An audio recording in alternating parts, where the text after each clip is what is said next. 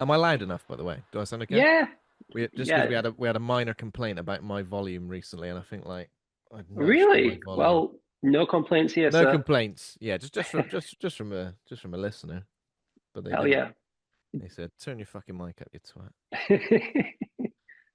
Okay. Welcome to the Horror Hangout, a podcast where film fans watch the best and worst horror movies of all time and talk about them. My name is Ben Errington, and today I'm joined by a very special guest. Liam Regan is a writer and director, producer at Refuse Films, and alumni of Troma. Welcome to the show, Liam. Hello. Hello, Ben. Thank you very much for inviting me. It's You're a pleasure very to be aboard. welcome. You're very welcome. I can't think of anybody else more qualified to chat about not one, not two, but three Troma movies, which is kind of crazy, right?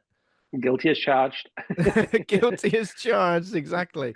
Amazing. I've been looking forward to this. Obviously, unfortunately, Andy cannot join us. He's in the US of A. Hopefully he's safe. I hope you're safe and well, Andy. But yeah, we'll miss you. But we're going to be talking about three trauma movies, and in particular, the Get Traumatized UK tour, which wrapped up just last week. And I saw you in the flesh, Liam, You did. yeah, we embraced We and we did. said we're looking forward looking forward to the podcast. How did the tour go? Was it a good time? The tour was great. I mean, the UK really turned out for Trauma. Each venue was sold out. It's incredible. First stop was London, and then my hometown of Sheffield, which Lloyd's never been to before. So that was just great to see it all packed out. And we Yeah. wrapped it all up beautifully in Bristol, your hometown, Ben. My hometown, yes, indeed, right on my doorstep, and what an event! It was great. It was amazing to see all of the fans of Troma, everybody flocking around Lloyd as well. You obviously on stage doing the Q&A loads of great insight, loads of really interesting tales from the Troma days gone by, and the Occupy Can documentary as well, which sounds incredible. Can't wait to check that out. Yeah, man. I mean, Occupy Can, it's crazy, man, because we first went out there in 2013. And like anything in Tromaville, it's taken a long time to put together. We shot there in 2013 and 2017, and it's just incredible. I mean, I grew up watching the original Trauma Can documentary called All the Love You Can, where it was trauma in the early 2000s, just spurting blood all over the hotels and getting kicked out and getting into fights. And I'd say this time round, the trauma team has definitely matured, but Can as it is just not what it used to be back in the day. Yeah. So, well, I guess when is the documentary officially released? Because, like, is it this year, isn't it? Yeah, that's right. Yeah, so it's currently been playing festivals for the past, I'd say, 6 months. I was actually in Sitges in Spain in October with the Trauma team to promote the Oh documentary. That wow. was really cool. Hey, I got to meet Joe Dante, who directed Gremlins and Wow. Gremlins 2, and I was like, Joe, Gremlins 2 is like one of my favorite movies. That was really cool. Oh, amazing. Yeah. That is incredible. That is incredible. So in terms of a wide release, is that sort of gonna is that in the diary currently, or are we looking for, has that not been announced yet? I don't believe distribution with anyone at the Yeah. moment. Yeah. I mean, I spoke to the director, Lily Hayes Kaufman, one of Lloyd's daughters, in Sitges in Spain, and speaking about distribution and giving her tips and everything of what to look out for and everything. But I'd love to put it out over in the UK sometime. I think let it play more festivals, get more traction, and yeah, I think it'd be great for a Blu-ray release. Yeah. I mean, when you mentioned a relation of Lloyd Kaufman, his daughter's just been nominated for an Academy Award as well, right? That's right. Yeah, the Alabama Solution, I believe it is. Alabama Solution, yeah. Best Yeah, documentary feature. that's right. Yeah, and I mean, she's nominated, so hopefully Lloyd will be in the house at the Oscars. To me, there's something poetic about that trauma invading the Oscars. Yeah, that's amazing. As it should be. Am I right in thinking Charlotte's in Terra Firma as well? Yeah, She yeah, she is. actually plays. Yeah, so in Terra Firma, both Lloyd and Charlotte Kaufman are both in that film. Lloyd plays the blind independent movie director called Larry Benjamin, Yeah. and he has a daughter who's played by his own daughter, Charlotte Kaufman. She's got like one of the best line deliveries in that film as well, hasn't she? When Oh she yeah, like towards the end when she just yeah, goes off on one. Oh, it's great. I love Lloyd in that film as well. The way his like physical acting in that when he's like listening for yeah. things. It's like he's looking, and then he goes, "Oh, actually, I'm supposed to be blind. I should be listening to what's happening." He's I was great. cracking up. He's in a lot of, he acts in a lot of trauma films, especially the later ones. And he's so good. He's also great in Poultrygeist Night of the Chicken Dead, which he also Yeah, has a musical number. a song and dance number. Yeah, Yeah. the songs in Poultrygeist as well are great. Great little earworms as well. They were really sticking with me like throughout the day after I saw the movie. So, Well, I have a bit of trivia on Poultrygeist. So the end credit song, the title track, Poultrygeist, the title track, is actually performed by Newfound Glory under a different name because I think it okay. was like, I think Newfound Glory was contracted. I forget to which major record label, but so they couldn't like give Troma just a Newfound Glory song, so they recorded it and they called themselves Calamari Safari, which is a great name. That's weird that I didn't pick that up because I guess the Newfound Glory vocalist got a very distinctive voice, hasn't he? Yeah, I think with that track, I think maybe two of the guitarists also helped out with vocals as well because the Yeah, vocals are okay. all over the place. But yeah, it's a Newfound Glory track. Amazing. I mean, I will insist upon as much trauma trivia as you've got throughout today's episode, as much as possible, because I always love the insights into this. Because obviously you're right in there amongst it, with trauma. When did you? Oh, I think when we get into the films, I'll talk to you more about your relationship with trauma. But when did you actually start working with trauma and Lloyd as well? Sure. I mean, I discovered Troma when I was 11 years old. My mum bought me an X rental version of Toxic Avenger Part 2, where in the little X rental box. And I recognized the character of Toxie from Toxic Crusaders animated show, which when it Yeah. came out in the UK, it was like that and Captain Planet and Bucky O'Hare. So I took it home, I watched it, and I'm like, I've never seen anything like, this was my first trauma film, like lose my, popping my trauma cherry and just seeing that like maniacal violence and satirical humor, which I'd only seen at that point in the British TV sitcom Bottom with Rick Mail and Ed Edmondson, Yeah, and I of and course. I and I felt like a lot of that kind of like just surreal, crazy, over the top, hyper reality violence. Just it's in this movie called Toxic Avenger Part Two, and this was 1996. So back then you had this was pre-internet for most people, especially me.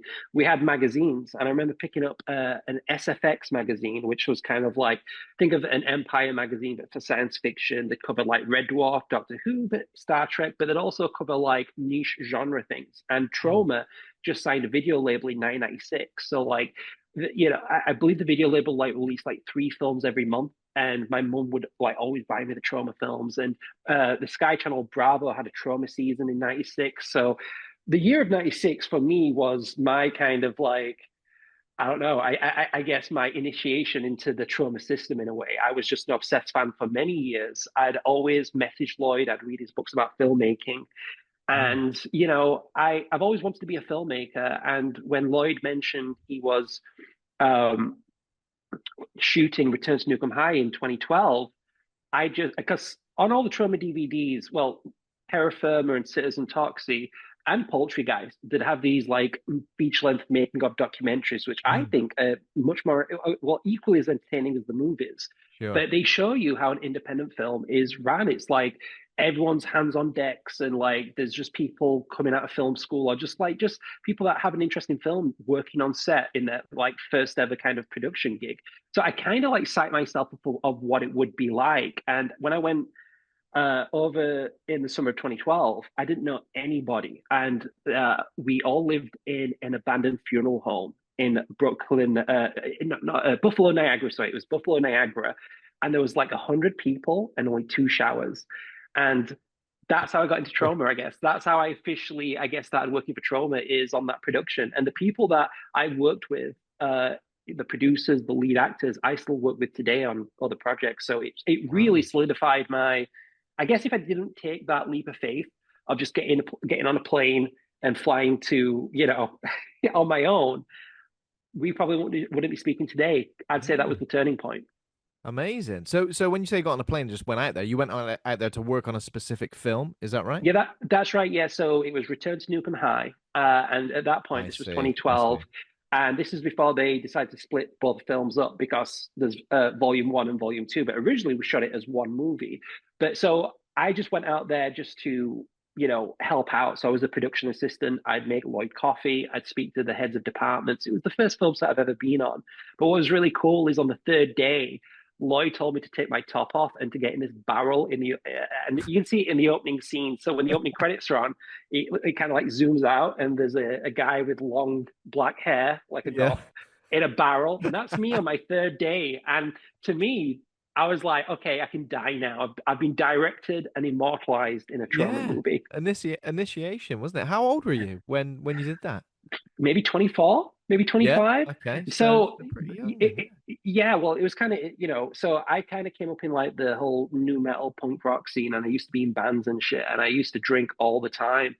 And like, I was never an alcoholic, but I was a really bad binge drinker. And Mm, I quit at the age of like 23, 24. So I see. when I Yeah. quit, I decided to get my head down, study film more, read lots of books. And I think when Lloyd mentioned that he was making another film that summer, I'm like, well, that's a sign to follow Yeah. my I mean, it passion. is.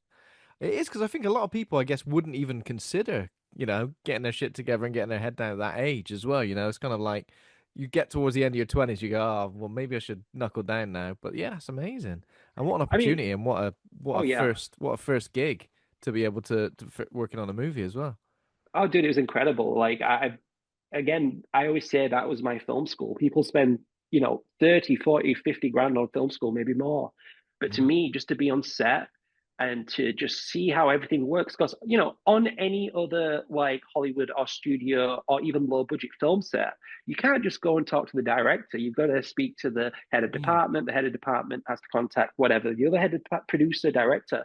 But like for me, I just felt like this is free reign, and to me, everyone talks about, oh well, you don't get paid on a trauma set. Trauma's paid me like, and just I can't even count like how much knowledge and like Yeah, just film education they've given me for just allowing me to be on set. Like of I can't course. pay Yeah. that back. It's something money can't buy. Exactly. Yeah. Exactly, completely, dude. That's incredible. We'll talk loads Sure. more about Troma when we get into it. I mean, I did mention at the top of the show, sorry, before we recorded, that I was going to ask you for your Mount Rush horror. It's something that we've been doing on the show for a while. We haven't done it in a few weeks, actually, but where Hmm. I would essentially ask you, and it just gives us and it gives our audience a little bit more of an insight into you as a creative, into you as a film enjoyer. So I'd like to ask you for your four Mount Rush horror icons that you would include on there as your favorite horror characters, filmmakers, Hmm. actors, monsters. As I've said before, weapons can be included, or any sort of item as well. So anything like that. I don't know if you've got an idea of who could be on there. I mean, I can kind of predict who maybe one or two might be. Well, okay, yeah. I mean, so it's funny when it comes to directors because I was thinking, all right, which filmmakers would I choose? And like, look, I no director, and rightfully so, should have a flawless filmography because that never happens. But I think maybe let's go with horror characters, horror icons. Maybe I think Mm. would be good. So I feel like the number one with the bullet, it's got to be Freddy Krueger. I mean, I remember going into the video store when I was a kid and looking at the horror section. I must have been like 5 years old, and I saw Freddy's Revenge, Graham Humphrey's VHS artwork, and like my imagination was going, "What is this? What the hell is this?" And every time I'd go into the horror section, I'd just get goosebumps because I feel like, "Oh, Yeah, this is exciting, but it shouldn't be here." So Freddy's going to yeah, be number one. I think growing up in the late 80s and 90s, I think Freddy's mm, everyone's number one, and Robert Englund just plays that part so yeah. good. And to me, I think Elm Street, for the most part, is probably one of the stronger franchises. Yeah, yeah, we've had that discussion a lot on this show, and I feel like yes, it is. I think we've covered maybe the first four now, and we've had such a great time with all of them. And the fact, obviously, when it went into New Nightmare as well, like that sort of broke the mold in terms of like Hmm. meta horror and stuff like that. I say broke the mold. There's tons of meta horror stuff Sure. in Troma as well, but I guess broke the mainstream mold, let's say. But yeah, obviously, Freddy is a great choice, Oh, of course. And then second's going to be my personal favorite. It's Chucky. It's Charles Lee Ray. I mean, that character is probably the most consistent of all the franchises. For them, well, yeah. I mean, if you count everything that's canon, it kind of the linear, the whole thing makes sense. And Chucky for me, I remember I saw clips. Child's Play 2 on Sky Movies Plus in the early 90s. And I'm like, oh my God, what is this? This is a doll and he's a killer doll. And he's like, I really need to see it. And my mom recorded it on Sky for me. But what she did, because I was very young, is she would like pause the bits where she thinks it's going to be violent or scary or whatever. So I would watch this 50-minute version of Child's Play 2 constantly, constantly, constantly. Then one day, maybe a year later, I must have been 6 or 7. I was at my granddad's house and we had a video shop down his street. And I wanted to rent Child's Play 2 because I didn't have it on me. And back in the day, I just watched films again and again and again. But when I watched Child's Play 2, the full version, not knowing, like, not even thinking, like, oh, yeah, my mom edited me a 50-minute version, I thought I knew the film beat by beat. But the film was even more like terrifying because I'm like, whoa, what's happening here? Oh, shit, because it's kind of like that like uncanny valley thing that you think you know something but something's off and it's just this extra footage. So Yeah. for that reason, and I've got like maybe 3 or 4 Chucky tattoos as well, Chucky's got to come in at number 2. Oh I wow. don't think he gets I don't think he gets the respect he deserves personally. I think it's a Yeah. fantastic character. Yeah. I think you're right. We of course we love Chucky on this podcast. Have you seen the TV show as well? Yeah, dude, I Yeah. love the TV I've show. I not mean, seen the TV show yet. Andy always says great things about it. I really need to check it out.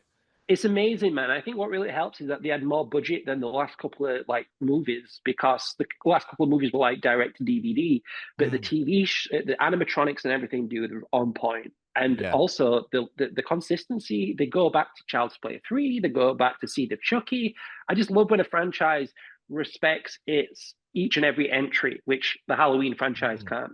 You say for that because No. what are those guys playing at? They play that reset game all the time. And to me, dude, I love all those early Yeah. Halloween movies. I think if you're going to commit to making a movie, it's part of canon. Then that's it. You've done Dude, it. totally. You 110%, can't man. just. I do love it. You keep mentioning. Was it Sky Movie Max you mentioned just now? Oh, sorry, Sky Movies Plus. But I Sky think it Movies was called Plus. Max at one There point, was one, maybe. yeah, because yeah, I think we have obviously probably grown up around about a similar time. So obviously, when you say about stuff being on Bravo, and we mentioned like Troma Yeah. movies, but also like wrestling, that's where I Yes. started seeing stuff like that. And Sky Movies sits probably a similar sort of thing. I remember my mum used to record films off of TV. She didn't edit me down a 50-minute version, which is kind of lovely when you think about it, Yeah. isn't it? It is kind of lovely. Sweet. It is very sweet. So there were a few films I saw like warts and all. I remember seeing like all the adverts as well, and kind of rewatching the adverts over and over again.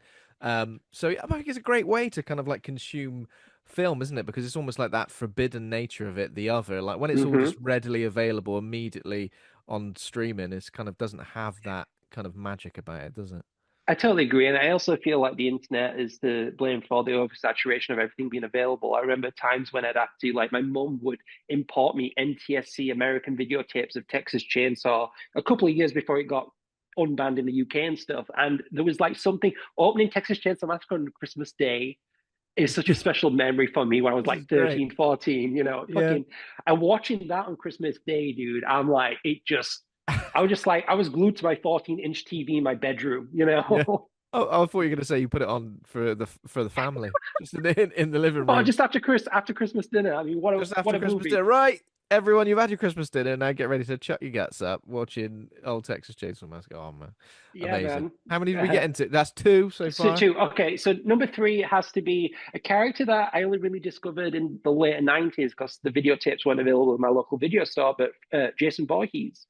And I was like, Freddy versus Jason was teased for so long that I remember it being teased when I was in high school. And I remember Yeah. someone at a convention picked me up a Freddy vs. Jason like script, like because they had many drafts, and I read like one of the drafts, earlier drafts of the film, and it was very crazy. It was like talk about like how Freddy and Jason were like these medieval entities from the fucking way back. Okay. Uh, Okay. so the so obviously the version we got was completely different, but I think Jason Voorhees because I got a DVD player in the late 90s, like everyone. And I love DVD. It's probably my favorite format. But I had all those Friday 30th DVDs and I watched them all the time. And that's another very consistent franchise, I feel. Yeah. Yeah. I think we've probably not covered as much for Friday the 13th as we should. Freddy versus Jason, I feel like I'm the same. Yeah, Oh, when that came so out, good. that was like, I mean, I do love Jason X as well. Yeah, oh, I That love sort of Jason era. X. Oh my Jason God, that X is film's a good. fucking masterpiece. That's the movie, dude, with the best kills. And it has a Yeah. David Cronenberg cameo in the beginning. It So does. it's, It does. And the frozen face smash, yes, probably the best. Probably probably the the best. best. Yeah. But yeah, I'm with you with Freddy versus Jason. It was almost like an urban legend that it was going to happen. It was Hmm. almost like there's a Freddy versus Jason movie coming out, and everyone was like, no, surely not. Right. No way. They'd never do that. And obviously we get the teaser at the end of Yeah. with him grabbing the mask. Which Goes to Friday the hell. 13th goes to hell, Jason of Goes to course, Hell. yeah. Yeah. And when that happened, we knew it was real. Yeah, and it almost feels kind of crazy that happened because there weren't any other, apart from Alien versus Predator, there weren't any other sort of major crossovers because there was rumors about Ash being from Evil Dead That's being right. involved as well. Wasn't there like a script for that, or maybe like a That's right. And a graphic novel as well. graphic They novel? turned Yeah, into a you're graphic right. novel. So again, that would have been great, but I feel like they should do that more. Just I even think now, so. just go, come on, let's just cross over all this stuff. It It's makes fun. for a good time. It's fun. Yeah. It's fun, exactly. Okay, so who would round off the It's Mount got to Rushmore? be it's got to be Leatherface. I'm sorry, Michael. It's got to be Leatherface because I mean, for me, those first four Texas Chainsaw Massacre movies, dude, each and every one of them, the first four are each masterpieces in their own different way. They're all very different, and I just love. I mean, part two is just. I mean, part two is a huge influence on what I write and direct. Hmm. Big influence. But dude, to think that the guy who directed the Texas Chainsaw Massacre 1974 then directed part two and did a Yeah, 180 is fucking it's crazy, incredible, man. dude. It's so cool. Tonal whiplash is I mean, a lot of people enjoy that. So Yeah, it's fucking great, dude. But also, like, and part three is great. That was like kind of New Line Cinemas, wanting the all the horror IPs because they got Jason, obviously the creative Freddy, but they got Leatherface. Jeff Burr directed. He passed away the other year. Jeff Burr was like the greatest straight to video sequel director. He did Stepfather 2, Make Room for Daddy. He did Pumpkinhead 2, Blood Wings. He did Puppet Master Parts 4, Puppet Masters Parts 5. Dude, this guy, and he did hell yeah. Leatherface, Texas Chainsaw 3. So what a guy, very talented. And let's not forget Texas Chainsaw 4, The Next Generation. I I know. adore that movie. Dude, when I saw it as a kid, I'm like, what is this? But when you watch it as an Mm. adult, you see like the little hidden like Illuminati signs in the background and everything. Oh, And you got Renée Zellweger and Matthew McConaughey. It's worth yeah, of revisiting. course. Definitely. Have you seen Chain Reactions documentary? They've done a documentary on Texas Chainsaw. Yeah, called Chain Reactions. Oh shit. I'm Is this pretty is it sure it's on YouTube? Shudder. Oh, is Shudder. that Shudder? Okay. Okay, man. I'm Is not it on talking. YouTube? It's not some fella just going. No. I love Texas Chainsaw, and he's done a 9 hour a 9 hour retrospective, which I would also watch. He's done Yes. a 9 hour retrospective on Texas Chainsaw. No, it's a documentary. It's great Oh, from great. Dark Sky Films. Yeah, I know Um, that. I yeah, know yeah. that guy. And is it on the first movie or is it on the franchise? So it's on the first movie, but what's kind of Yeah. interesting about it, rather than doing a play-by-play and kind of talking about the making of and behind the scenes, it's just got four big name like creators, including Stephen Mhm. King, and directors and Patton Oswalt as well. And it's kind of like their experience of Texas Chainsaw. So similar in a way that you explained then when you got it for Christmas and watching it on your Mhm. 14-inch TV, everyone kind of talks about how they discovered the film, their first their first sort of their first experience with it and kind of how it affected Mm. their creative voice, I guess, throughout the years. Yeah. So it's kind of that rather than a play-by-play behind the scenes or anything like that. It's kind of like a very personal documentary, I would say, to four different creators. Yeah. Yeah. Well, I'll have to check it out then if it's on Shudder. I've got no Definitely, man. excuse. Definitely do it. Do it. I think Yeah. there's a little bit occasionally about some of the sequels, Yeah. because obviously, yeah, they're all very very different. I mean, I remember when I saw Texas Chainsaw 2 for the first time, I literally had no idea what to make of it for so long. I Yeah. still don't think I do, but it is tonal whiplash, isn't it? Totally, man. 110%. Yeah. Okay. Brilliant. Okay. Well, that's a very, very That's solid Mount Rush horror.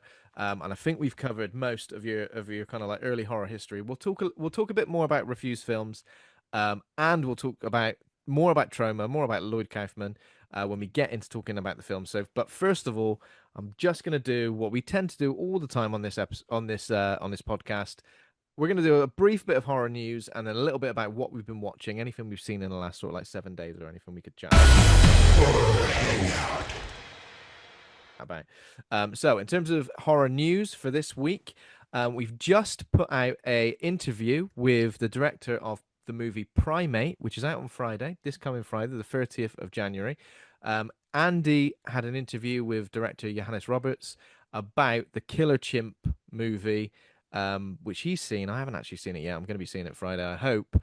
Lots and lots of chat about the practical effects of the chimpanzee.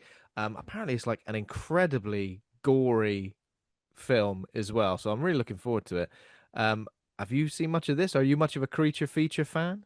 Hell yeah, man! I love creature features. It looks like that. It's a Hell yeah. man. It's like a man in a suit, and like to me, it just reminds me of Congo. You know, because they had Yeah. a man. I love Congo. That's It's such a very funny similar movie. to Congo. So this podcast has got a bit of a relationship with Congo. We've covered Congo on the podcast because Andy was insistent that it was a horror movie. I was like, I don't think it is. It's just like an adventure with like some kind of scary moments.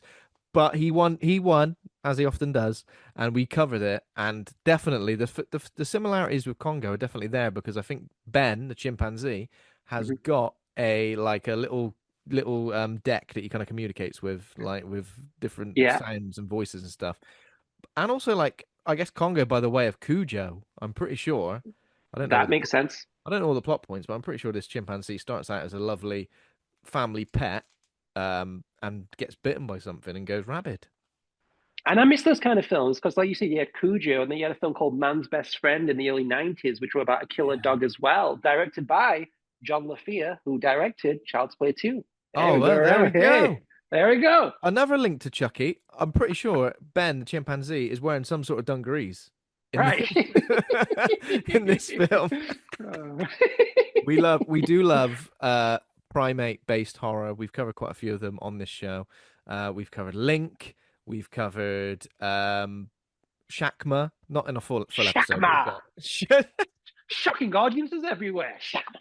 The trailer's incredible. the trailer's incredible. Literally, all you need is one line for Shatmo. When people go, "What's this about?" You just go, "It's a baboon loose, like on a in a like what is it, like a college dorm building or something like that."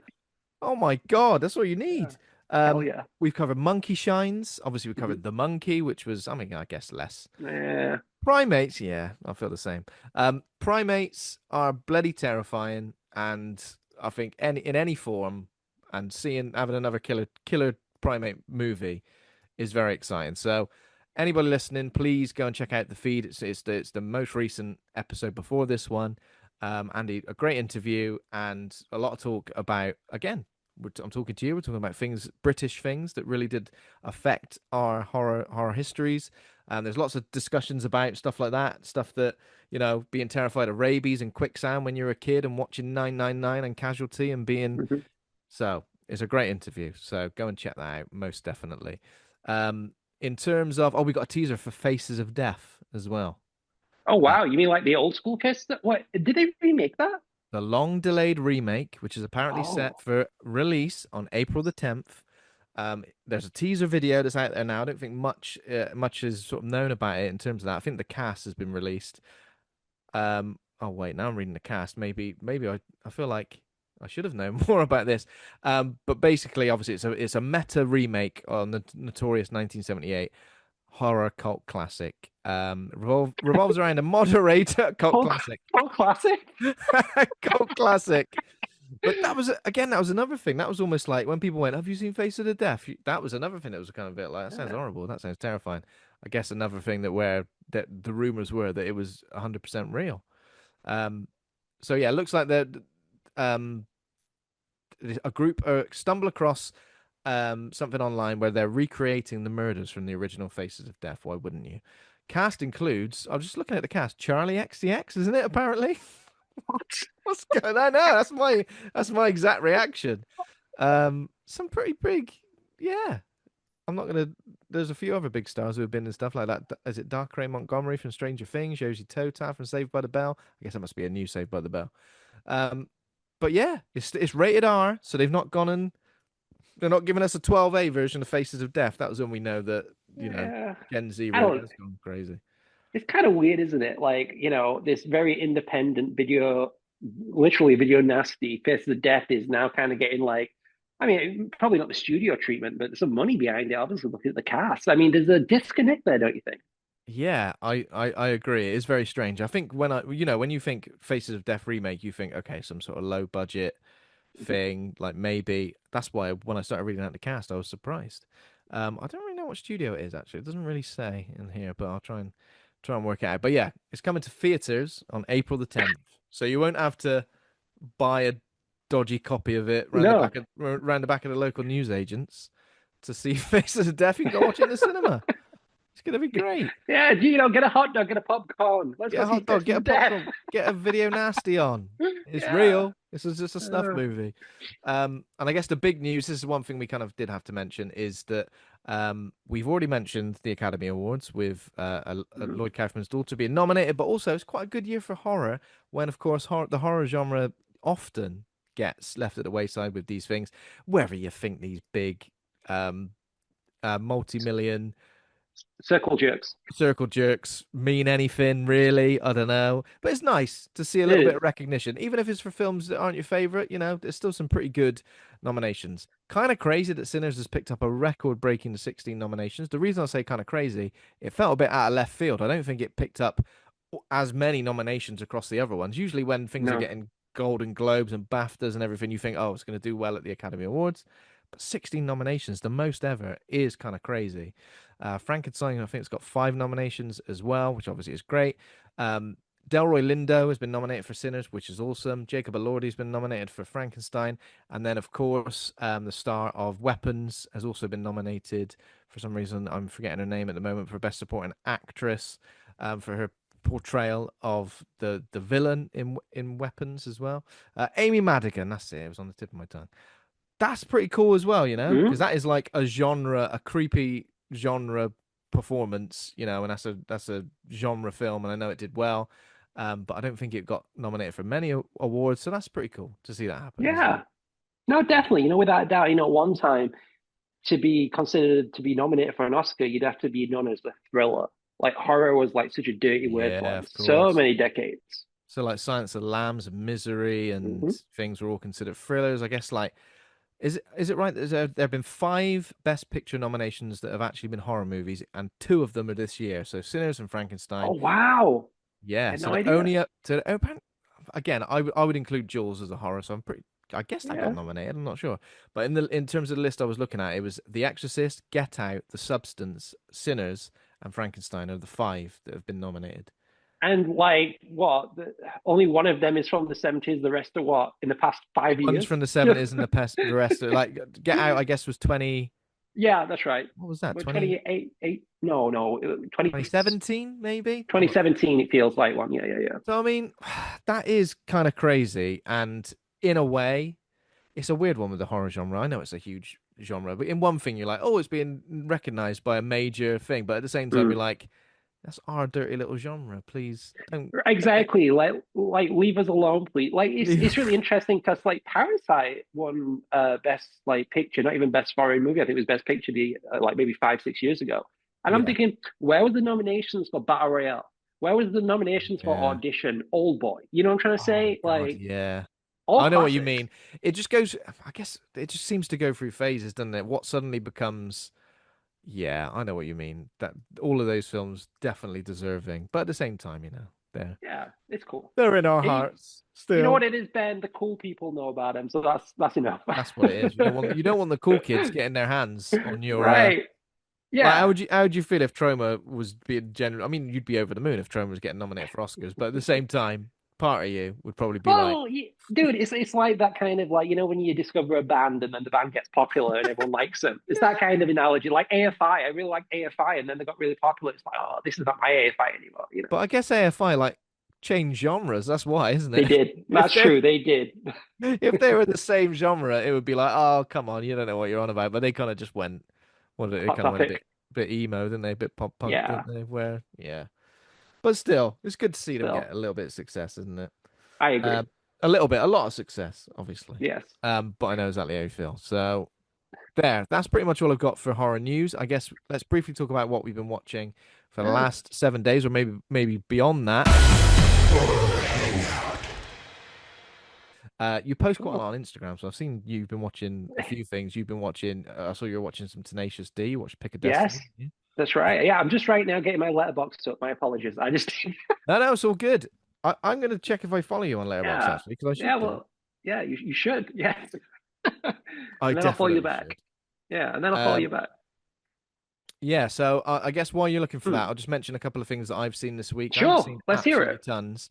Okay. So I saw a movie called. Do you remember this? The Mothman Prophecies, starring Richard Gere and is it Deborah Messing? Is it? And I remember this film from back in the day. It kind of feels like a feature length, very dry X-Files episode. You know, like those X-Files Right. episodes that were very alien heavy and very lore heavy. Mm. And they weren't so much the Monster of the Week episodes. They were kind of like a lot of, a lot of trying to uncover the central mystery or so it's a weird one because it's hard to even say because it is a horror movie, but it's hard to say it's a horror movie because it is just almost like a thriller slash procedural where Richard Gere is trying to get. It's kind of the story of someone prank calling Richard Gere Mhm. over and over again, and then it ends with like, well, I say ends towards the end, a massive like Final Destination style action set piece where like a bridge collapses, and I don't even remember that happening. I've not seen the movie, but I remember it coming out when I worked in the video shop. I think it came out in the early 2000s. And the It did, films yeah, like that and Insomniac, and they're very similar, like with the covers. Like the covers, like very like white and kind of frosty and stuff, you know. yeah.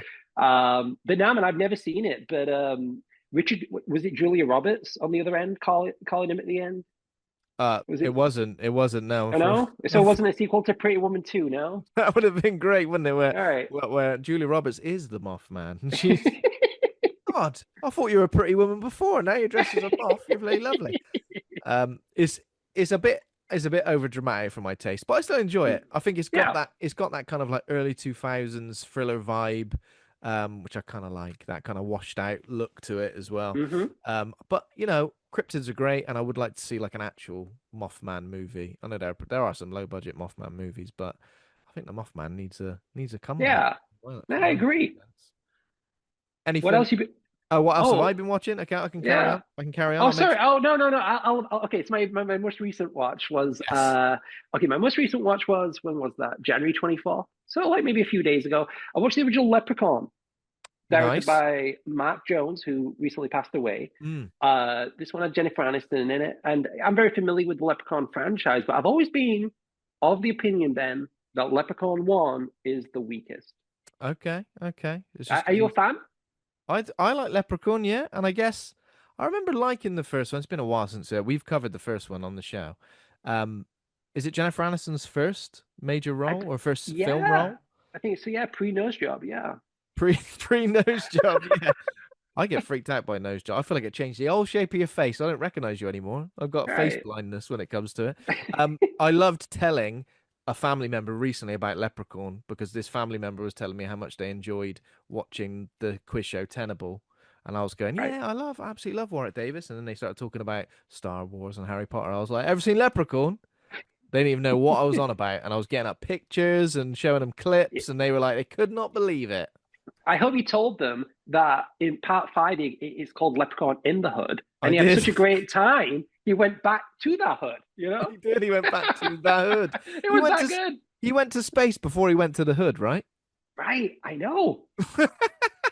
Where's the next? He's been to space. Where's the next Destination. logical destination? The hood? Yeah. I don't know, man. Like maybe Greenland, Palestine. I don't know. Anyways, let's not talk politics. Let's not talk politics. Let's just talk about Warwick Davis as Leprechaun. I Yes. don't know what other ones I've seen because Okay.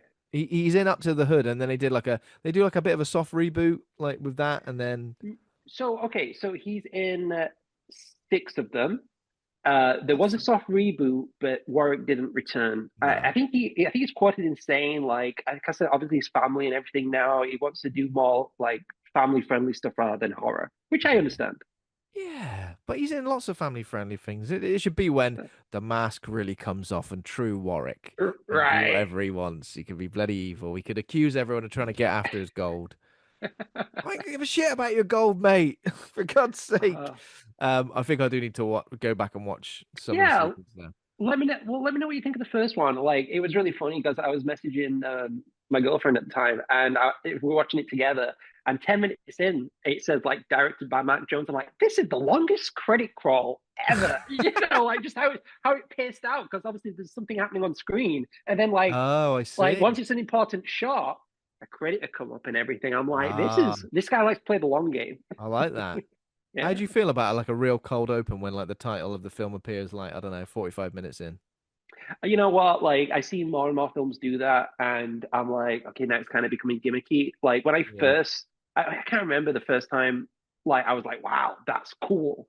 But I think too many Mm. people do it now. Would you agree? Yeah, I think so. And it happens at the end of films like a lot, doesn't it? Especially like horror genre films as well. I'm kind of like, part of me at the start, I kind of want to see that title, like Yeah, to really sort of set the scene. I love a good opening credit sequence. Yeah. I really do. I think I can't remember how many minutes it takes for the Departed title to come in because it's Mm. like it's when Leo is like he ends up in prison when they're obviously doing like he's the undercover cop, and then it comes up obviously with shipping out to Boston Yeah, as well, which is obviously great. But that I think that's one of the best. I know it's not a horror movie, but I think that's one of the best. Where I'm like, oh no, fuck it's a great movie, dude.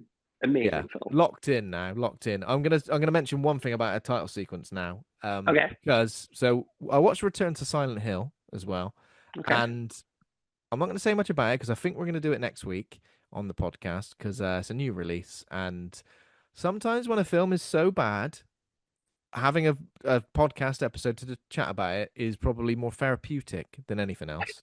So I'm going to be doing that. But the Return to Silent Hill, and this isn't a spoiler, Return to Silent Hill opening credits, opening title, Crawl, totally rips off Evil Dead Rise. It rips it off, Oh, and obviously Evil Dead Rise, that appearance of the title was amazing, iconic, yes. old school, great. And Silent Hill just tries to recreate it, but just behind some mountains when nothing much is really going on. No, man. Like, I mean, I've not seen the first Silent Hill. So is this like a sequel to the one that came out in the mid 2000s? Yes, it is. So it is, but it's essentially a very almost a play-by-play film version of Silent Hill 2, the game. Right. Um, Okay. So so the first, how did they get it wrong then? Because I've heard people aren't so thrilled with it, should I say? how did they get it wrong? Again, I won't go too much into it because we're going to be chatting about it. How did they get it wrong? In so many ways. It's like a play-by-play in terms of like what happens on screen, but it just doesn't translate very well. The script is a bit janky. The performances are also a bit janky. And also when you're playing the game, it's like a 12-hour experience, and just Right. like condensing it down into 1 hour 40, it just doesn't compute. Forgive the pun, but like it just Yeah, yeah, doesn't. You're yeah. just like, No. no, this makes no sense. Mm-mm. So unfortunately not. But yeah, we're going to be chatting about it next week because we've covered Silent Hill 1, we've Right. covered Silent Hill Revelation, Hmm. not very good, but it's 3D, which is also weird. and then and now this one. So we kind of as completionists on this show, we do kind of want to cover that one as well. But yeah, I watched that also, and the reviews haven't been kind. There's also a No. very, very dodgy fake beard in it that's obviously supposed to be a real beard. Someone's gone, look at this flashback.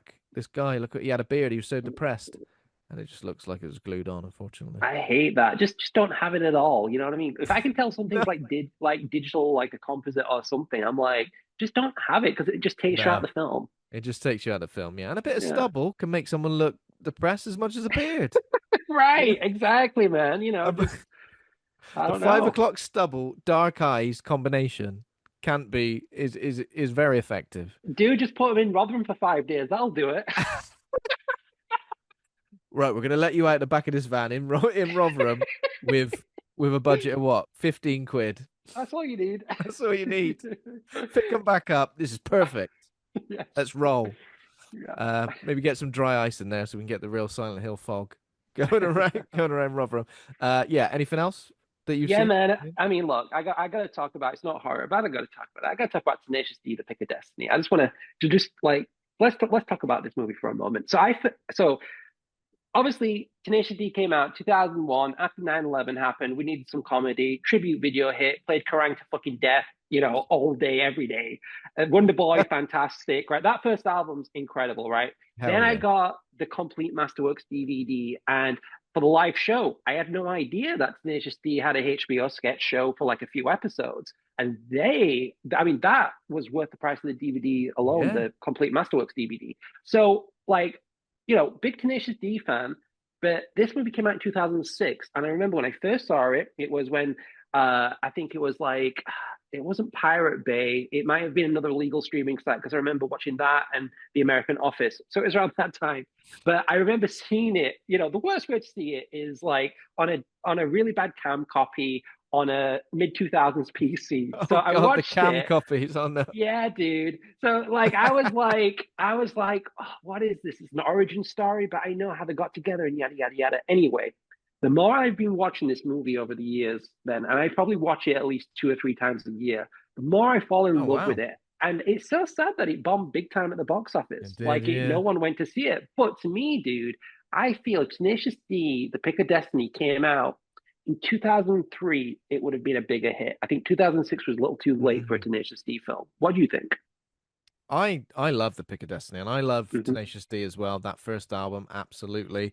The complete Masterworks DVD, I also own a copy, and I think Nice. I've not gone back to it for a while, but I remember watching HBO sketches like in Mm-hmm. probably like 240p on like Yeah. on like it probably wasn't even YouTube. It was like Daily Motion or something like that. Your I Daily watched them Motion, on, yeah, yeah. dude. I love the I love the cameos in the Pick of Destiny, particularly Ronnie James Dio and Meatloaf in the opening scene. Or is it the opening scene? I guess it is the opening That's scene. right. Yeah, And that Kickapoo. song Kickapoo, which is Genius. just amazing, just epic. I mean, it is very, very silly. It maybe Yeah. I feel like the film maybe is sillier than the Tenacious D brand in like in maybe the sketches and maybe like even the first album to a degree. It feels like the Pick of Destiny goes silly, but Bit too cartoon, like a live action cartoon in a way, right? In yeah, some it ways. does, I get that.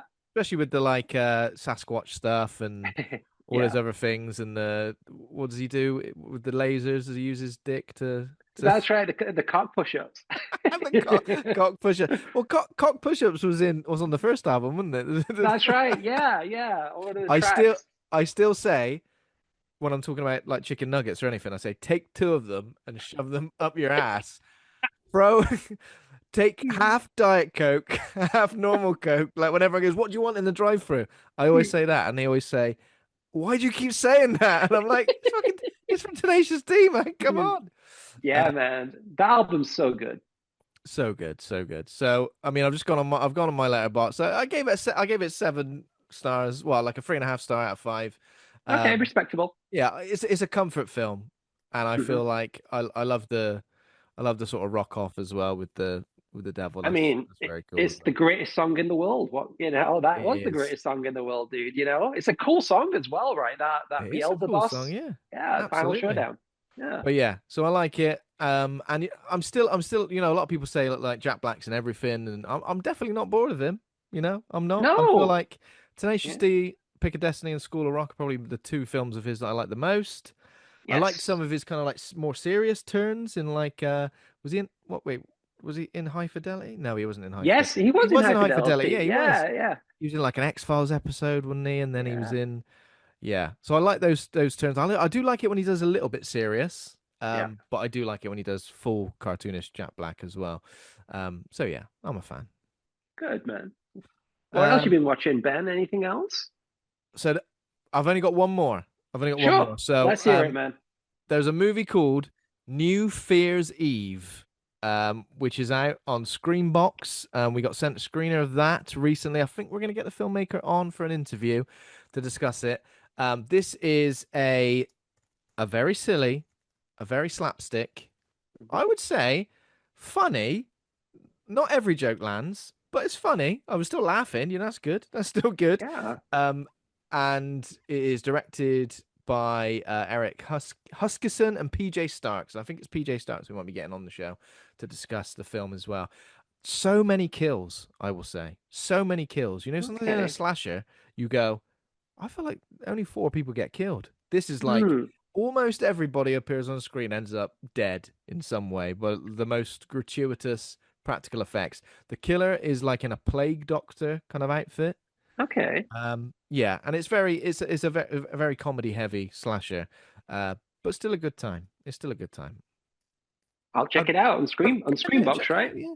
And it's got a Yeah. pun in the title, which is always fun. And this is another thing me and Andy have often discussed how New Year's Eve potentially doesn't get many movies, many horror movies. We did cover Bloody New Year. I don't know if you've seen that one. Have you seen that one? Yes, I have. That's You a great have. I movie. was going to say this Yeah. film's like a British slasher. Oh yeah, because Yeah, initially yeah. we were going to be chatting We're Don't gonna Open Until Christmas, weren't we? Yeah, that's right. Very similar sort of vibe, the Yeah. British kind of like slasher. Um, so yeah, But you've check out also all got of like those. New Year's Evil, right? New Year's Evil. You seen Oh that yeah, one? yeah, New Year's Evil. I don't think I've seen that one. No, Oh, it's good. New Year's Evil. I Um, think that has a young Jamie Lee Curtis, maybe. oh okay.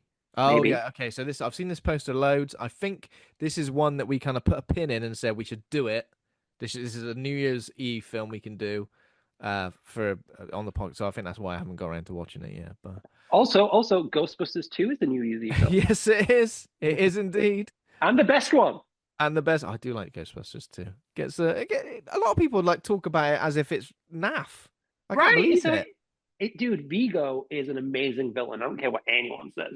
Vigo is terrifying. Vigo always used to. Yes. Vigo is terrifying when Ghost Baby Snatcher turns up. That Yes. scared the crap out of me. Janosch. Yeah. Janosch, Janosch. why am Yeah. I drippings with goo? You're like a buzzing of flies to him. Oh yeah, yeah. Oh man, I love that. So good. I do love that film. Yeah, I think it's because like as a kid, I used to watch both of them back to back. I had absolutely no sort of Same. like preference really. It was kind of like these are both equally good. I agree. Um, yeah, absolutely. Yeah. So I mean, that's it for me. Anything else you've seen or? Yeah, so I watched The Dentist. Well, I've actually watched The Dentist and The Dentist 2 recently, and Oh I can't yes. remember.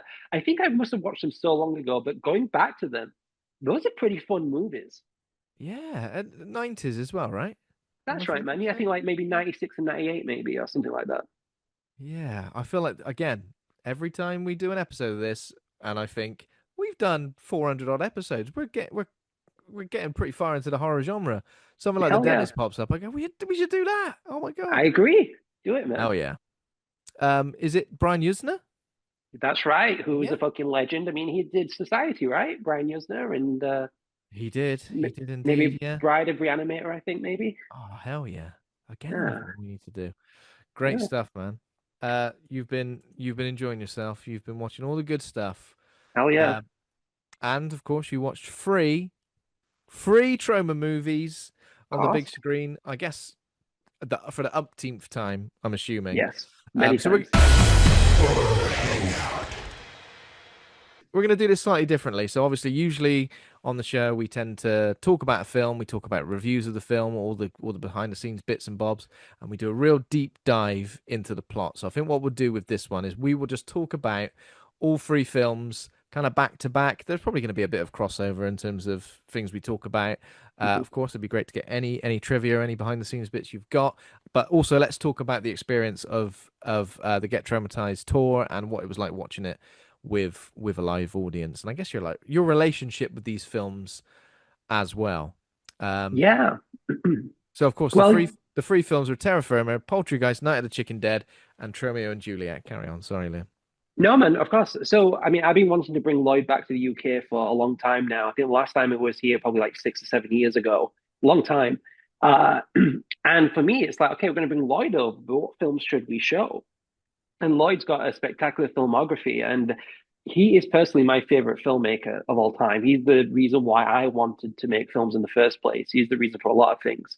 And I was like, okay, I think to me, if you're not going to show Toxic Avenger, because I feel like, Toxic just had the remake out and, Toxic always plays London and stuff. I'm like, no, I want to give people some more variety here. So I chose Terra Firma from 1999, Poultrygeist Night of the Chicken Dead from 2006, and my personal favorite movie of all time, Tromeo and Juliet from 1996. Did you say favorite movie of all time, or favorite Troma movie of all time, or your favorite movie of all time? favorite movie of all time. In fact, my first ever tattoo, Wow. it's kind of Okay. upside down. It says Tromeo. Yeah, this was my first ever Yeah, tattoo. of course. Yeah. You were showing it to someone. Did someone else have it as well? I feel like someone I else had think it at the so. Yeah, I screening. think we did it. I think we had a matching thing at the screening, Matching which was tattoo really thing going cool. on. Yeah, I yeah, will dude. say, so I mean, like I've seen Troma movies. I'm not familiar with all of them. Some of these, like watching this was the first time I'd seen Tromeo and Juliet. I would say out of those three movies you've just described, Tromeo and Juliet probably had the most profound effect on me. Mainly just I feel like Will Keenan, Oh his yeah. performance is amazing. I Oh feel yeah. like he's a great leading man. And obviously, he's in Terra Firma as well, a very varied performance where he gets to do a hell of a lot of mad shit. But yeah, I love Tromeo and Juliet, and I kind of loved the fact that it didn't kind of stick. And I guess it was never going to do that as a a Troma movie, was it? Yeah, it didn't stick to like the Shakespearean type of. What is this relationship with Shakespeare and Troma? Because obviously Shakespeare's Shitstorm as well That's is right. Yeah. is out. It's out now, isn't it? That's right. Yeah, based on The Tempest. Mm. So Lloyd just loves Shakespeare and he loves old stories. I mean, he's just adapted Crime and Punishment this Mm. just the other year. It's called The Power of Positive Murder, which is currently being edited at Troma. So I think Lloyd's just kind of being influenced by a lot of these old and wanting to put a Troma twist, like a fresh twist on it. Mm. Sorry, Shakespeare's Shitstorm was 2020 for some reason. When I was kind of watching the trailer, I was thinking, "Oh, is this coming soon?" Like, because I've not seen it. So, yeah. Well, we filmed that in 2018, and it's just come out this year on. Oh no, it came out late last year on 4K I Blu-ray. So see. Okay, so it things was kind take a of like, long time. yeah. I guess what we should also talk about the relationship between Refused Films and Troma. Then, like, how did that? What is the relationship currently? Because obviously, Refused Films are distributing a lot of Troma films in the UK. That's right, isn't it? That's right, man. Yeah. So like, I directed my first movie called My Bloody Banjo in 2015, and I signed a really lousy American distribution deal. And I actually had to buy back my own rights because I wanted to self-distribute eventually in the UK. And a lot of things that happened behind the scenes on Banjo, I was kind of locked out of the edit room. There was a lot of like politics going on, and it Oh was such a wow. Okay. miserable time because I made my first film. I was like 29 when I directed it. It cost me 15 grand, which is a lot of money. It's very small to make a film, but it was just all I had. And I just signed a really bad distribution deal and everything. So I was like, okay, if I get it back, I want to put out a director's cut. So I put out, I worked on director's cut for a couple of years, and I'm like, okay, I'll put that on Blu-ray. And then I made a second movie called Eating Miss Campbell. Now, when I was signing distribution deals with My Bloody Banjo, I did go to Troma. And Lloyd was the only honest guy that I spoke to. Lloyd was like, Liam, the video market is really bad right now. I can't guarantee you any money, but we'd love to distribute it. But I went elsewhere. I was told that they were going to put it in Walmart. They're going to like really give it a great release, and they kind of dumped it on Amazon made on demand, which is just like burnt discs. But it tried to look like a proper DVD, and there were no special features. I gave them loads of special features, yada yada yada. Mm. So when it came time, I was writing the second movie, which I think I wrote like 6 or 7 years after Banjo. Lloyd wanted to produce it, and Troma wanted to come on as a co-production partner. And I also sold them the North American rights. So I own all the other distribution rights for Eat Miss Campbell, but I gifted Troma the US rights.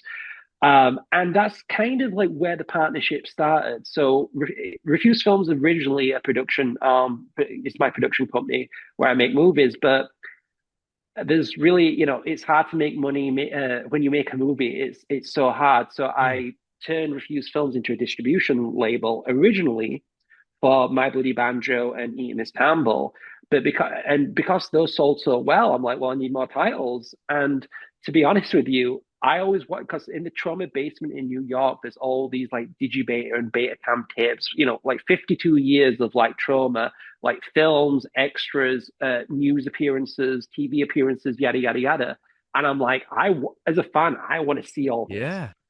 So I'm like, well, if I license the films, maybe I can, So I spoke to Michael Herz, the co-owner of Troma, the vice president of Troma, and he did a really good deal for Toxic Avenger, Cannibal the Musical, and Sergeant Kabuki Man, and I said, can I delve into your archives? Can I digitize everything? Because I essentially want to make the Criterion collection of Troma films on Blu-ray and give them the treatment that they rightfully deserve. And that's essentially where we're at. You know, we've put out 6 Troma films. I'm going to license another 3 this year. So, you know, Lloyd came on as a producer, and now we're business partners. Wow. That I mean that's incredible. Like in terms of like where you started watching the Troma movies and then sort of going out there to be part of the crew and now distributing the Troma movies in the UK as well. Because obviously he's got great things to Yeah. say about you and Refuse Films as well, like at these events when he's talking about um sort of giving Troma the sort of new lease of life in the UK as well, isn't it? And when the films you just mentioned as well, the first 3 are like some of the biggest Troma movies as well, right?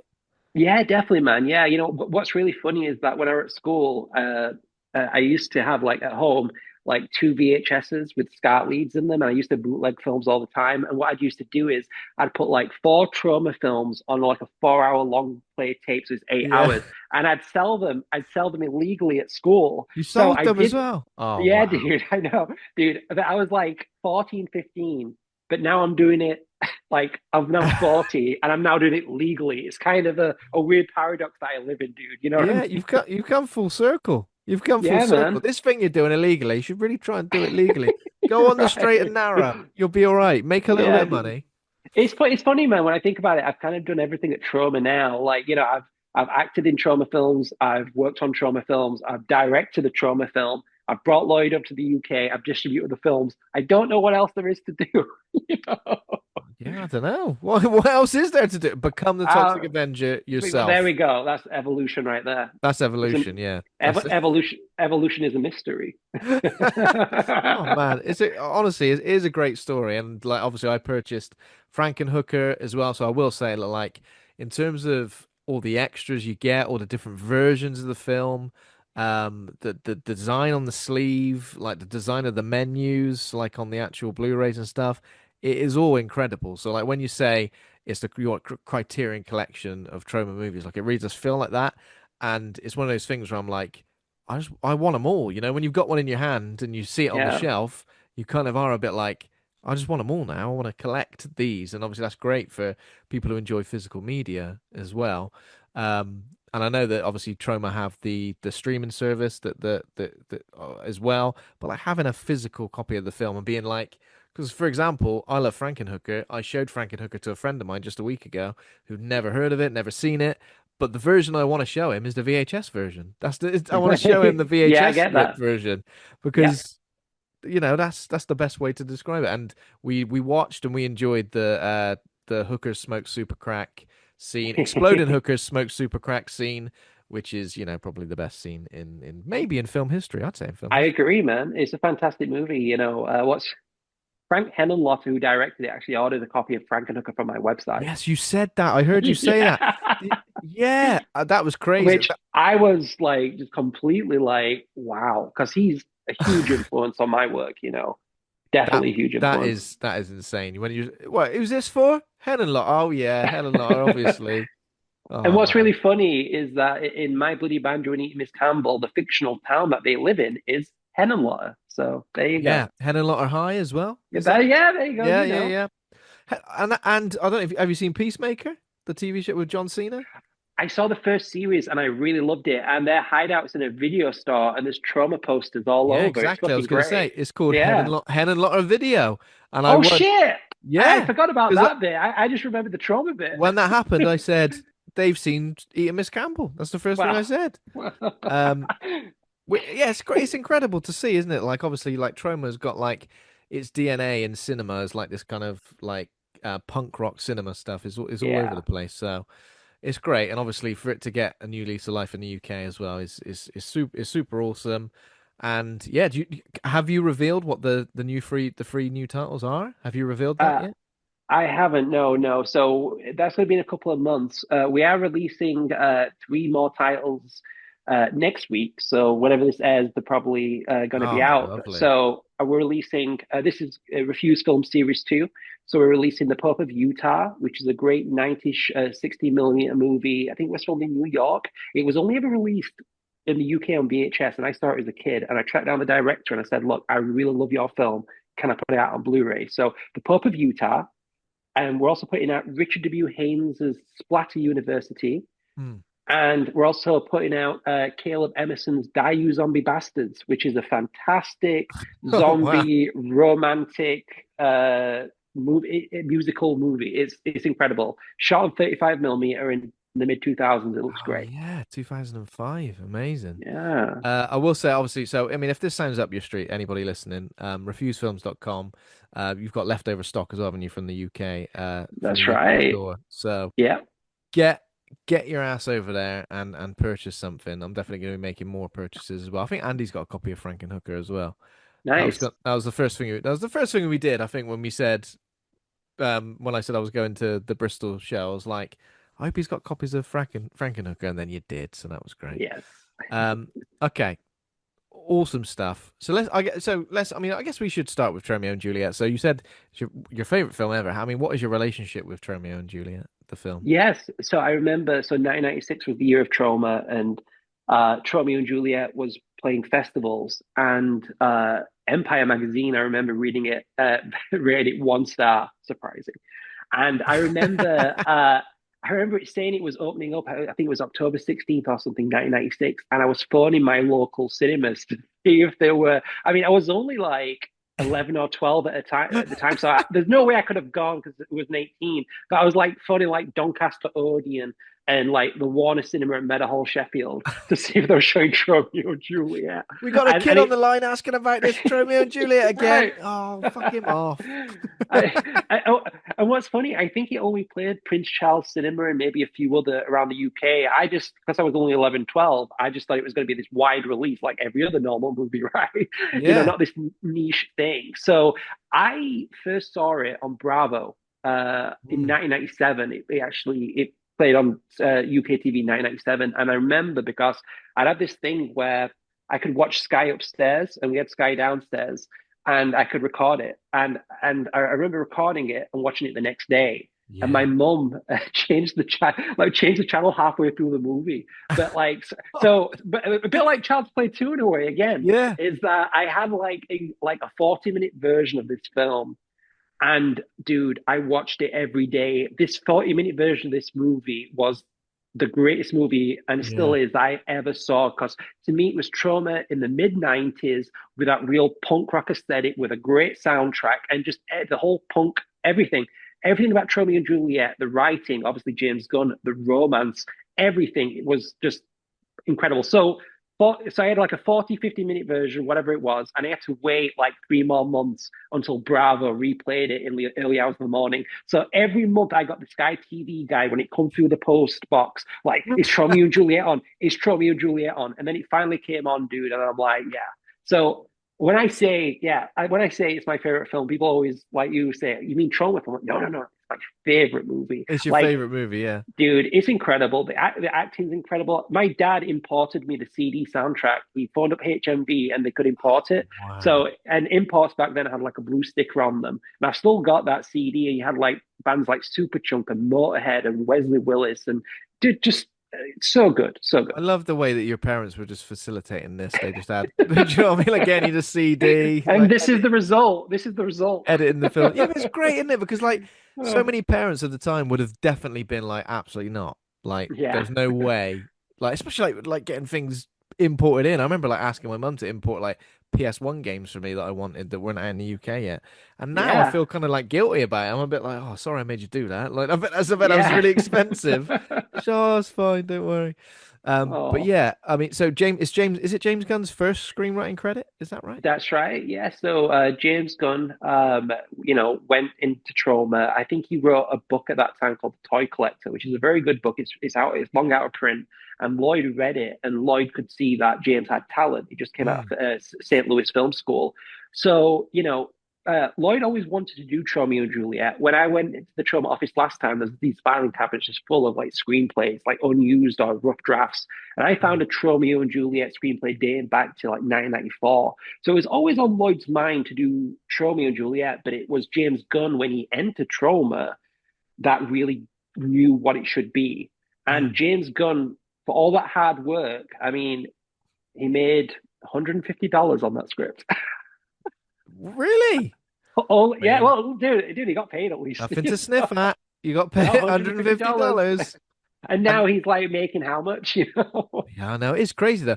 It is one of those things that the James Gunn kind of like him, the huge director he is now, sort of working for Marvel and DC and everything like that, is kind of crazy when you think about like obviously where he started, but also some of the films he made early in his career, like obviously with Sliver, which was his first movie in 2006, wasn't it? That's Uh, right, man. Yeah, yeah. And he also he did a movie called Super in like 2009. Did oh, you I ever see love Super? Super. Oh, Yeah, so with good, so good. Rainn Rainn Wilson. Wilson. Yeah, that it's got the most brutal out of nowhere death scene, isn't it? Where you're just like, Yeah.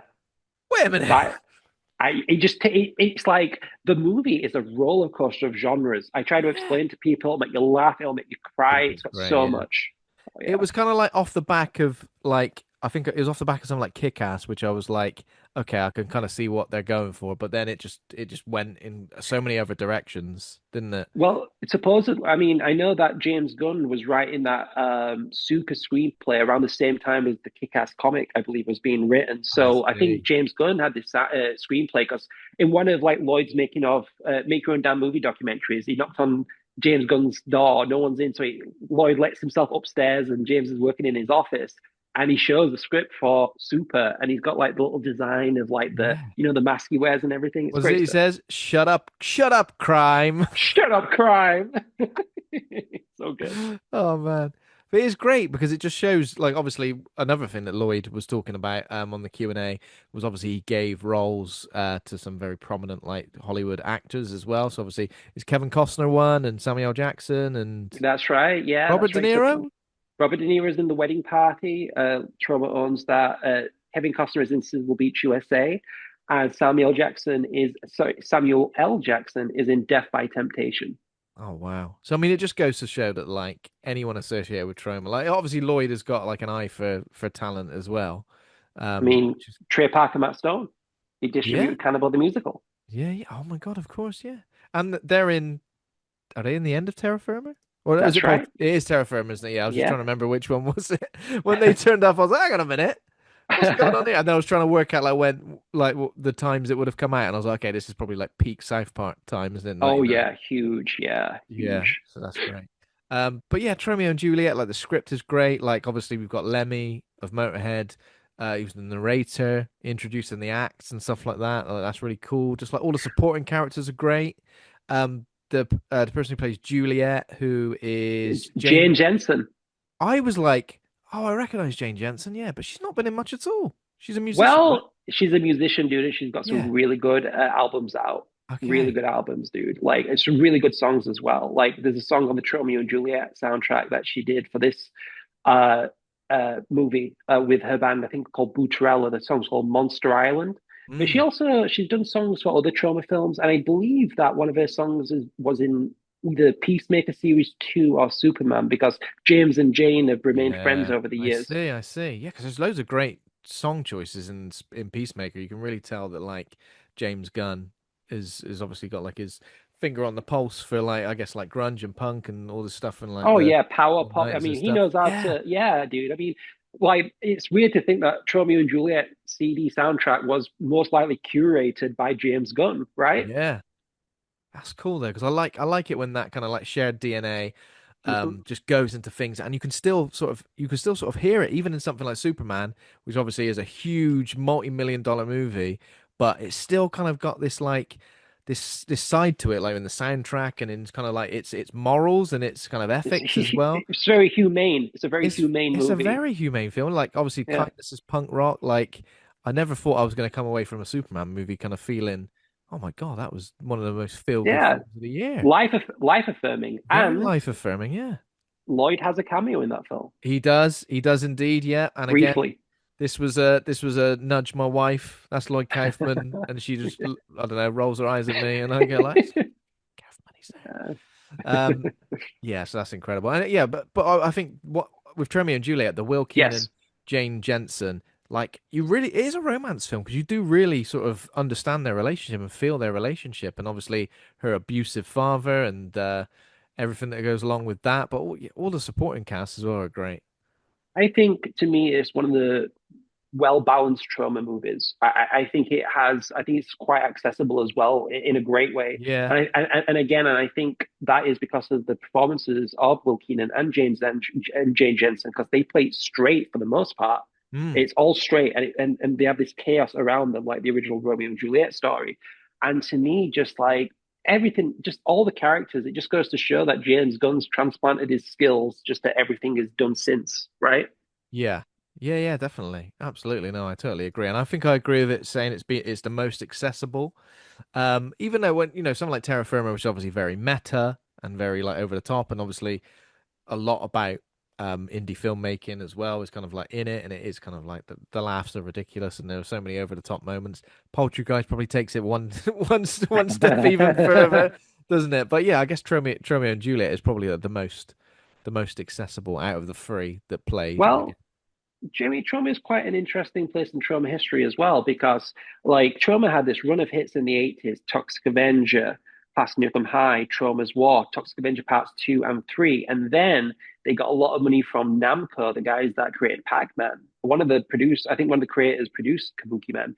Mm. It was like a $3 million Troma film. And it was going to be like Troma's kind of foot into the mainstream, because the Japanese investors, they were like, we need, we want a theme park with Kabuki Man, like, they want a Mickey Mouse kind of Kabuki Man character for Japan. And so when Lloyd was making the movie, and you can see it when you watch the film, it's trying to be safe, but it's also very weird. And it's Mm. like, it just does, it's this thing where it's a very good movie, but it doesn't commit to the trauma and it doesn't Yeah, commit to the mainstream. So you've got a film which I is like see. the trauma people are like, what the hell's happened? And then the mainstream people are like, what the fuck is this? So so it took Lloyd 5 years, which back in the 80s he'd be making a film every year. It was a Yeah. 5 year drought between Kabuki Man and Tromeo and Juliet. So when Tromeo and Juliet finally Wow, hit, okay. it was like Troma's kind of like second wave of like, and then they got all the 90s fans that then came on and then worked on films like Terra Firma and Citizen Toxie and Poultrygeist. So Mm. Tromeo and Juliet, I'd say, is I think saved Troma in a lot of ways. They definitely had a late 90s renaissance. Yeah. $350,000 it was made for as well, wasn't it? Yeah, yeah, which is, at that time, that was like the average. I mean, it was lesser than, I think, like Toxic Avenger was like 500,000. I think a lot of them was 500,000. Kabuki Man was three. So Tromeo and Juliet 350. So it's a little less and it shows. But to me, it adds to that, like, films like Train Spotting is very 1995. And I'd say, like well, no, no, maybe not. Tangle's a wrong example, but Tromeo and Juliet is very much like you see it, and it's so mid 90s. The reference Mm. CD-ROMs. There's like that little punk thing with the nose piercings, the tattoos. These the Yeah. kind of fringes of pop culture that then became mainstream. Was Yeah. The you most know the most close-up nipple piercing I've ever seen. I wouldn't say I was particularly queasy about stuff like that, but the old close-up nipple piercing was maybe one step yeah, too far for me because I was like, she's obviously got her nipples pierced in that scene live while they're right. doing it. It's incredible, and I think a lot of that is because Lloyd played it so safe with Kabuki Man, thinking he could like tiptoe mainstream with Troma, that he Yeah. wanted to make sure that Troma is still Troma. And I think with those gratuitous shots and everything, is essentially Lloyd saying, "No, we're still punk rock." Yeah. Sean Gunn as well Oh, appears in incredible! it. Sammy Capulet. He plays Sammy Capulet in this film, and it's my favorite character. So, just so good, just incredible. And then obviously Sean's in everything else James does, and yeah, what a Yeah. guy! I actually met him at a Comic Con Oh, you maybe did? 5, 6 years ago. I met Sean Gunn, and I took my Tromeo and Juliet laser disc for him to sign, and he was really cool, Oh, cool guy. amazing. That's great. Yeah. That's great. That's awesome. So yeah, he's obviously a great character. Obviously, the abusive father character of Cappy. Mm. Uh, I mean, what can you say about that? But yeah, London Arbuckle, the Oh the yeah. the one who obviously is engaged originally to Juliet as well. And it's Absolutely. so cool. Like they made Juliet a vegetarian, and then this London Arbuckle character has this like Meat World franchise and everything, Yeah. and and she's like forced to like try and eat meat and stuff. And I mean, all that like Troma's always been on the hot button of like being satire for like just hot topics and like obviously vegetarianism was a big thing in the 90s and then Yeah. obviously body pierce and it's all there, it's all It's there. all there, yeah. And obviously this all happened before the 19 is it 99 version of Romeo and Juliet as well? Well, the kind of came out around the same time. So the Leonardo DiCaprio one, the Baz Luhrmann version, actually came out in '96 as well. Baz That I Luhrmann, think that's it, right. and I think it was around like I don't. It was like the anniversary of Shakespeare, so I think it was like in the zeitgeist, maybe in the way that like Oh yeah, people were what doing. 96? For some reason in my head I was thinking 99, but it was the only I was like, was it pre or post Titanic for old Right? Leo? Yeah, But it was pre, wasn't it? Yeah, of course. yeah, man. Yeah, yeah, yeah. Wow. Great movie. I mean, I like that. I like that movie up until the petrol station scene. After that, kind of gets a bit. It's been a few. Look, I saw it as a kid. It was no Tromeo and Juliet. It was no Tromeo and Juliet. This guy, he loves the Romeo and Juliet stories. Like, oh, well, Tromeo and Juliet's a little bit better. But yeah, I love those central performances. Obviously, the practical effects on Jane Jensen when she turns into like a defect. What would we say? Like A deformed cow. It's cow the phone cow, I think. Yeah, person. and how about the penis monster in the dream sequence? The penis monster in the dream sequence also great. I feel like if you're gonna commit to a penis monster in any film, Yeah, yeah, it has to be great, and it was great. I enjoyed it. But yeah, it was good, and I just love those central performances from Will Keenan and Jane Jensen. I think I think they really carried the film, despite the fact obviously there's lots and lots more to enjoy about it. How was watching it with a live audience? Is that the first time you've seen it with a live audience, Romeo and Juliet? I, I've seen it a couple of times live. But I've been very lucky enough to see Mm, it, and it's always a great experience. But yeah, it's one of these things where like I feel like people at one time would laugh at trauma.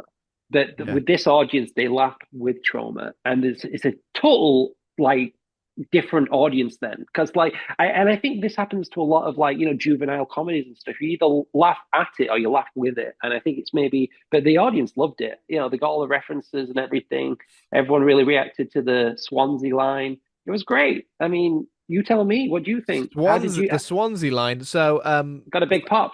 So got a big pop, and a friend of ours, Sam Munster, who's actually joining us on the show next week to discuss Return to Silent Hill. She was at the screen and she travelled from mid Wales. She travelled from the Wow. valleys, and when when the Swansea line popped off, and I think she mentioned it to Lloyd afterwards as well, and I think he signed her whatever DVD she bought. I think she bought Troma and Juliet actually. She signed it with about her being from Swansea. So yeah, it does pop off because it's like, what the hell? You're gonna go away to Swansea. Even me from Bristol would never think about going away to Swansea, yet let alone someone living in the US. But yeah, I had a great experience with it, and so I will mention our friend of the show, John Crinnan, who obviously has been on our show loads and loads of times. He attended every single one It's of the hardcore, man. screenings. Like, He is hardcore. yeah, So I think like watching it with him as well. Obviously, he's a huge fan of Troma, huge fan of this movie.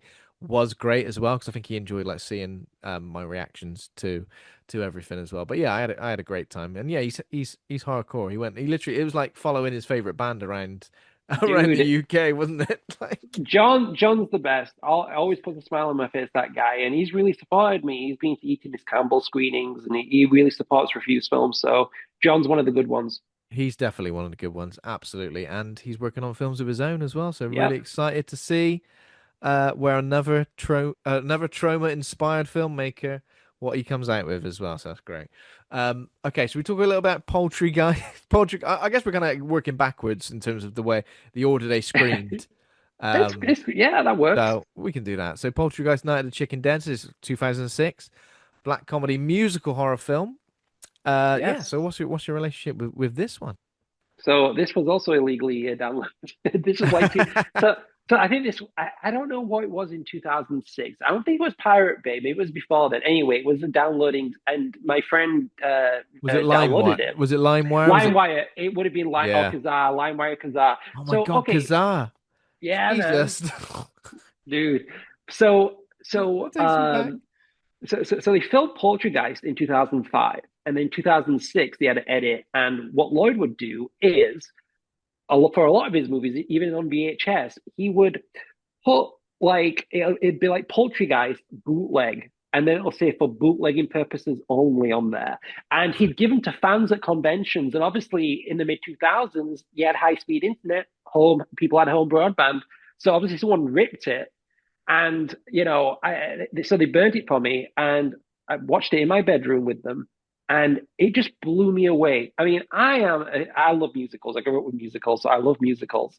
But to me, Poultrygeist, it was Lloyd's final 35 millimeter shot on film Mm. movie, and to me, dude, I was like, because I really like the film prior to that, Citizen Toxic, the Toxic Avenger Part 4. I really do like it, but I felt like it was sometimes a little too on the nose or a little too trauma. Like I think it was, I think a lot of those late 90s movies, and I love them equally. I sincerely do, but I felt like it was trauma trying to be trauma rather than Yeah. let it naturally be trauma. And I feel like with Poltergeist, it kind of like it wasn't a Toxic Avenger character driven film. It wasn't like a meta trauma thing. It was just a story. So to me, Mm. I was that was that was a welcome back. And to me, dude, the songs are fucking awesome. They're catchy as hell. The characters are incredible. It's so offensive, and Lloyd is incredible in it. I don't know, man. Like to It's me, outrageously offensive. I mean, me and Andy, we were discussing this. We were kind of saying, like, yeah, is it like so offensive that it's not offensive anymore? Do you know what I mean? Like, because if a film has got like, this is kind of what we were discussing. If a film is like not offensive, but then has maybe got like one or two like kind of mean-spirited offensive moments, it's more likely to cause a lot of fuss than a film where it's kind of offensive from start to finish. It's kind of like a level, like at the same level all the way through. I don't know it's what do you think? interesting.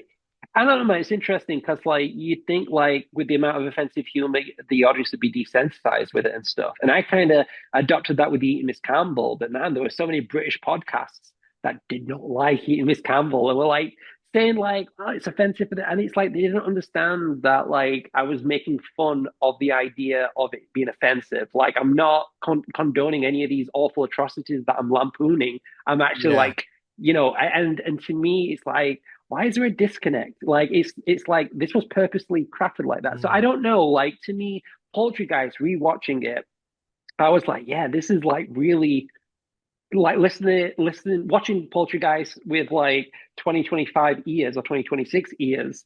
It really, I don't know. And maybe it's because media, has to play it safe a lot these days. Mm. But I do know Poultrygeist. The way Lloyd came up with the idea is that Troma had a building, their first building in Hell's Kitchen, New York, near Times Square, and next door, McDonald's moved in, and they start getting rats in the Troma basement, and like so Lloyd's like, all right, the next film's going to be about I don't know a fast food thing, and then Yeah. obviously on an ancient Indian burial ground, and then this, and it's so weird when you think about it, dude, because like in the mid 2000s, zombies were popping up everywhere. You had Dawn of the Dead, Shaun of the Dead, Land of the Dead, Poultrygeist. It's Yeah. It everything was was all over the zombies. place. Yeah, it was a bit it was big. It was big in Yeah.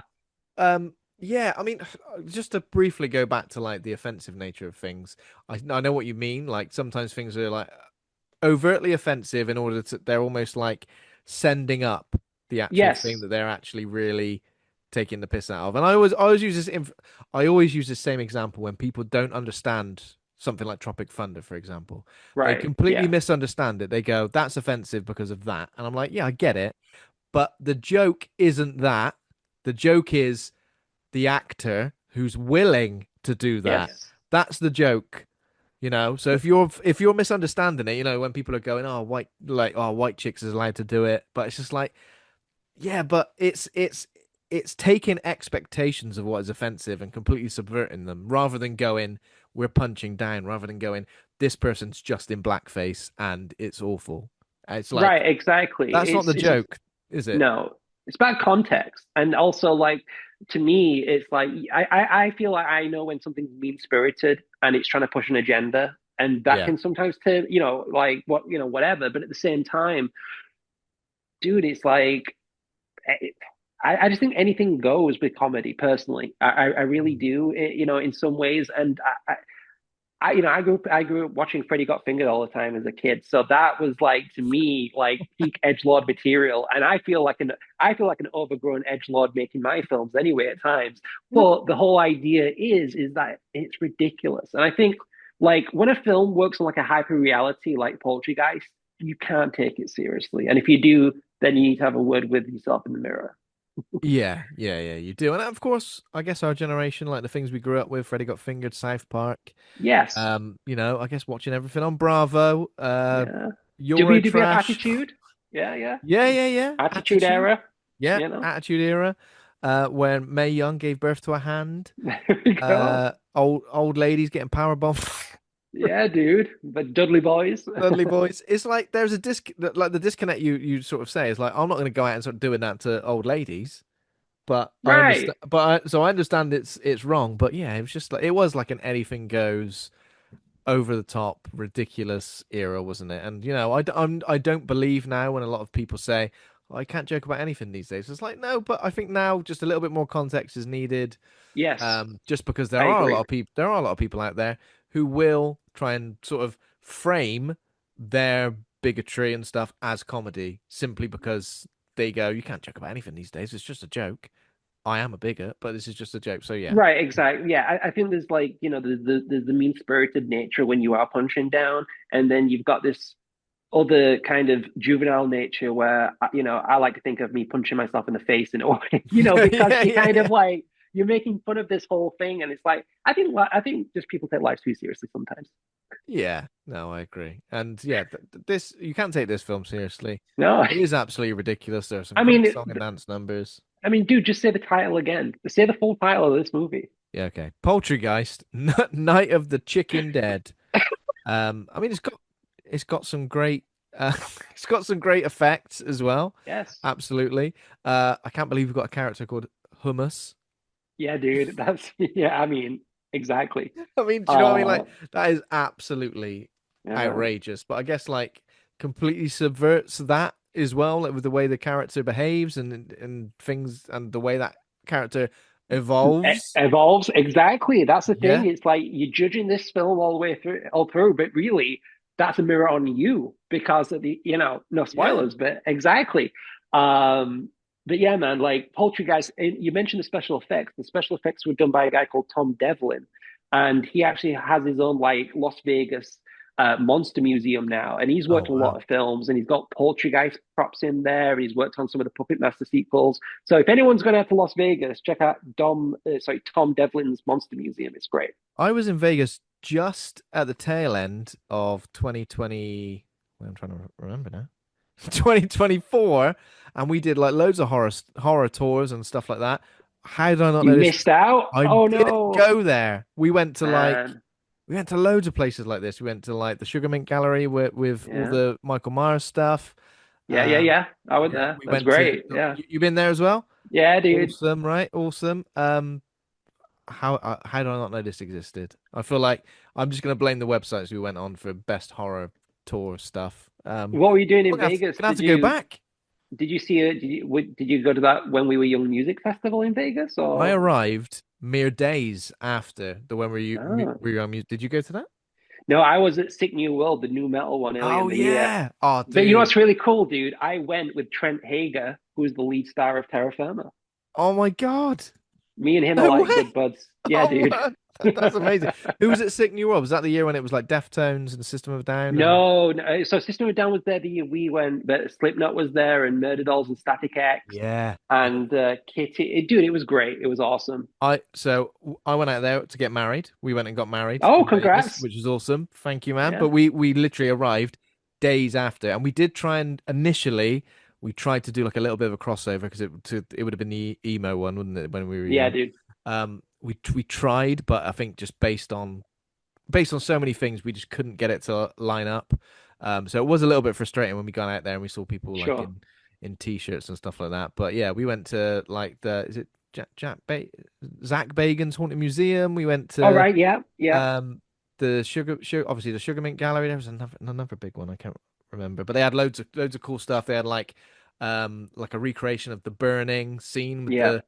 I'm trying to remember exactly which one that one was actually. So many things. So it feels like so long ago. But yeah, I'm gonna have to go back out to Vegas simply to go to this Oh, dude, it's concert. great. Oh yeah, yeah, definitely, man. Hell yeah. But yeah, man. But Poultrygeist, I don't know. Like it, it got leaked online in 2006. It got a DVD release in 2008, which at that time felt like a long time. But Mm, then when I think when we filmed Shitstorm in 2018, it only got like a release at the back end of yeah. 2025. Then it's no time at all. But I'd say Poltergeist is definitely in my personal top five favorite trauma films. My top five favorite Lloyd Kaufman movies, definitely. Yeah. Oh, amazing. But Where does it rank for you? Are it you was a an fan of Poltergeist? experience. It was an experience. I think like RB, Yeah. Jason Yachinin, is that you say his Yeah, Shannon. He's a Yashanin? great guy. I've met him. He came to an Ian Miss Campbell screening Wow. at Kevin Smith's Cinema at Smodcastle in early 2023. So there Oh you my go. God, amazing. I've come That's with all the trivia. you covered all Only, yeah. there's so much trivia, and I feel like I didn't even expect you to bring so much. So I'm glad you did because there's loads of talking points. Obviously, yeah. So it's like a combination of like there's this Native American burial ground. Mhm. On a who's the guy playing the so the restaurant's called the American Chicken Bunker. Who's the guy playing the not the Colonel, but that guy? He was pretty good. I liked Which him. guy? Which one? The guy playing the is it the Colonel or like a version of the Colonel, the Chicken Colonel, Do you mean like the KFC guy? the KFC guy? Yeah, Yeah, he's great. Yeah, he was called. the flavor pods Oh, on the chicken. yeah, dude, he's Uh great. And the guy who plays Carl Jr., like the hillbilly guy yeah. who turns into a zombie, he directed Die You Zombie Bastards, which it will be out at refusefilms.com next week. Oh, the one you mentioned just now. Oh my Yeah, God, see? look at that. It's It's all connected, isn't it? synergy, incestuous. Yeah, very incestuous. But yeah, and obviously Lloyd Kaufman's in it as well. He gets to do a big song and dance number. He's the mysterious man in the restaurant's basement who's worked there all his life. And he's like, I've never seen you here before. He's like, I'm always here. I've been here my whole bloody life. And he's got a virtually identical background to RB as well, doesn't he? And I do love the uniform they have to wear as well. Obviously, that's very Toxic Avenger related in Yeah. terms of like the tutu. Um, I like it. And obviously Paco ends up being pushed into the meat grinder and becomes a sentient gay gay chicken sandwich. I feel like Fucking great. him coming out was so unnecessary, but I didn't have a didn't have a problem with it. Um, but yeah, and obviously and Carl Jr. you mentioned as well has intercourse with the uncut chicken in the storage room. I, again with scenes like that, and I mean, how did this play with a live audience as well, especially with scenes like this? Because Oh, incredible. I mean, my dad came to the screening. Yeah, because my dad loves musicals, I made sure that the Sheffield screening were going to be Poultrygeist. So I sat with a lot of family and friends, and yeah, man, like to me, it looks so good on the big screen as well. Like it was a glass 35 millimeter film. It just looks so incredible. It played well with an audience. People all applauded at the end. Fucking great, man. And it was a long time since I saw the movie, and I'm like, yeah, this is great. This is so good. But yeah, even it was Joe Flyshaker, the Troma's like large action hero guy, like over 300 pounds. He's mm, in Tromeo and Juliet and Terra Firma and Poultrygeist. And in Poultrygeist, he plays the character of Jared, spoof on the subway, Jared guy. And he eats one of the eggs that like falls into his mashed potato. And then he goes to the bathroom. oh my And God, then, yeah. yeah, that scene. Is he the same? Is he the same guy in Terra Firma who gets like killed by the escalator? Escalator. That's right. Yeah. Same guy eaten by an Such a great escalator. effect. I love the cutaway when it was like clearly not, obviously not him, but Right. it was so Yeah. good though. Well, It was great. what's really funny is that in Terra Firma, when he's eaten by the escalator, when you watch the behind the scenes documentary, they use a stunt guy, and the stunt Okay. guy is a black dude, and they put like lots of padding on him, and they white up his face, and they push him.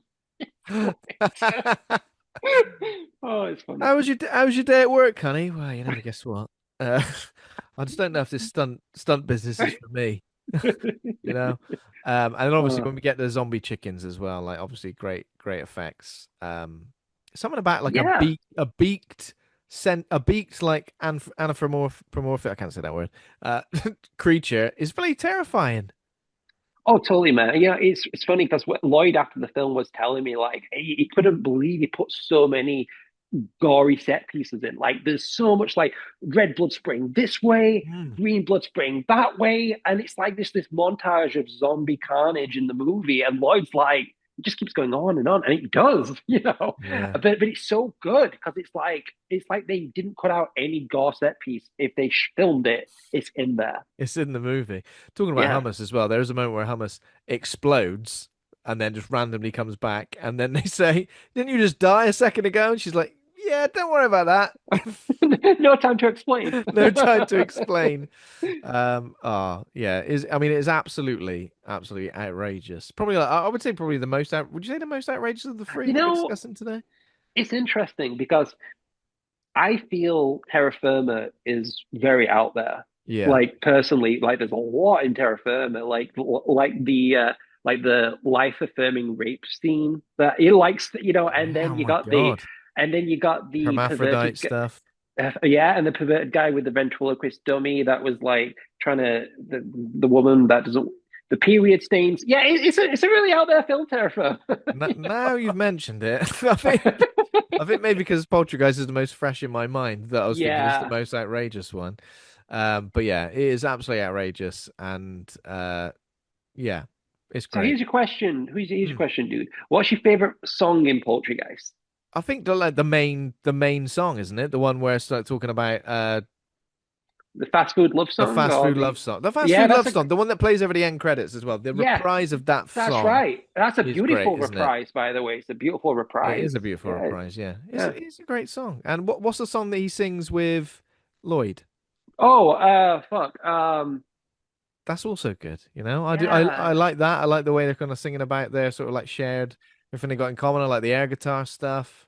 Oh, it's so good, and it's really funny because you see Lloyd's balls in that. When he bends over, his Oh, he balls are does bend hanging over, out. doesn't he? Yeah.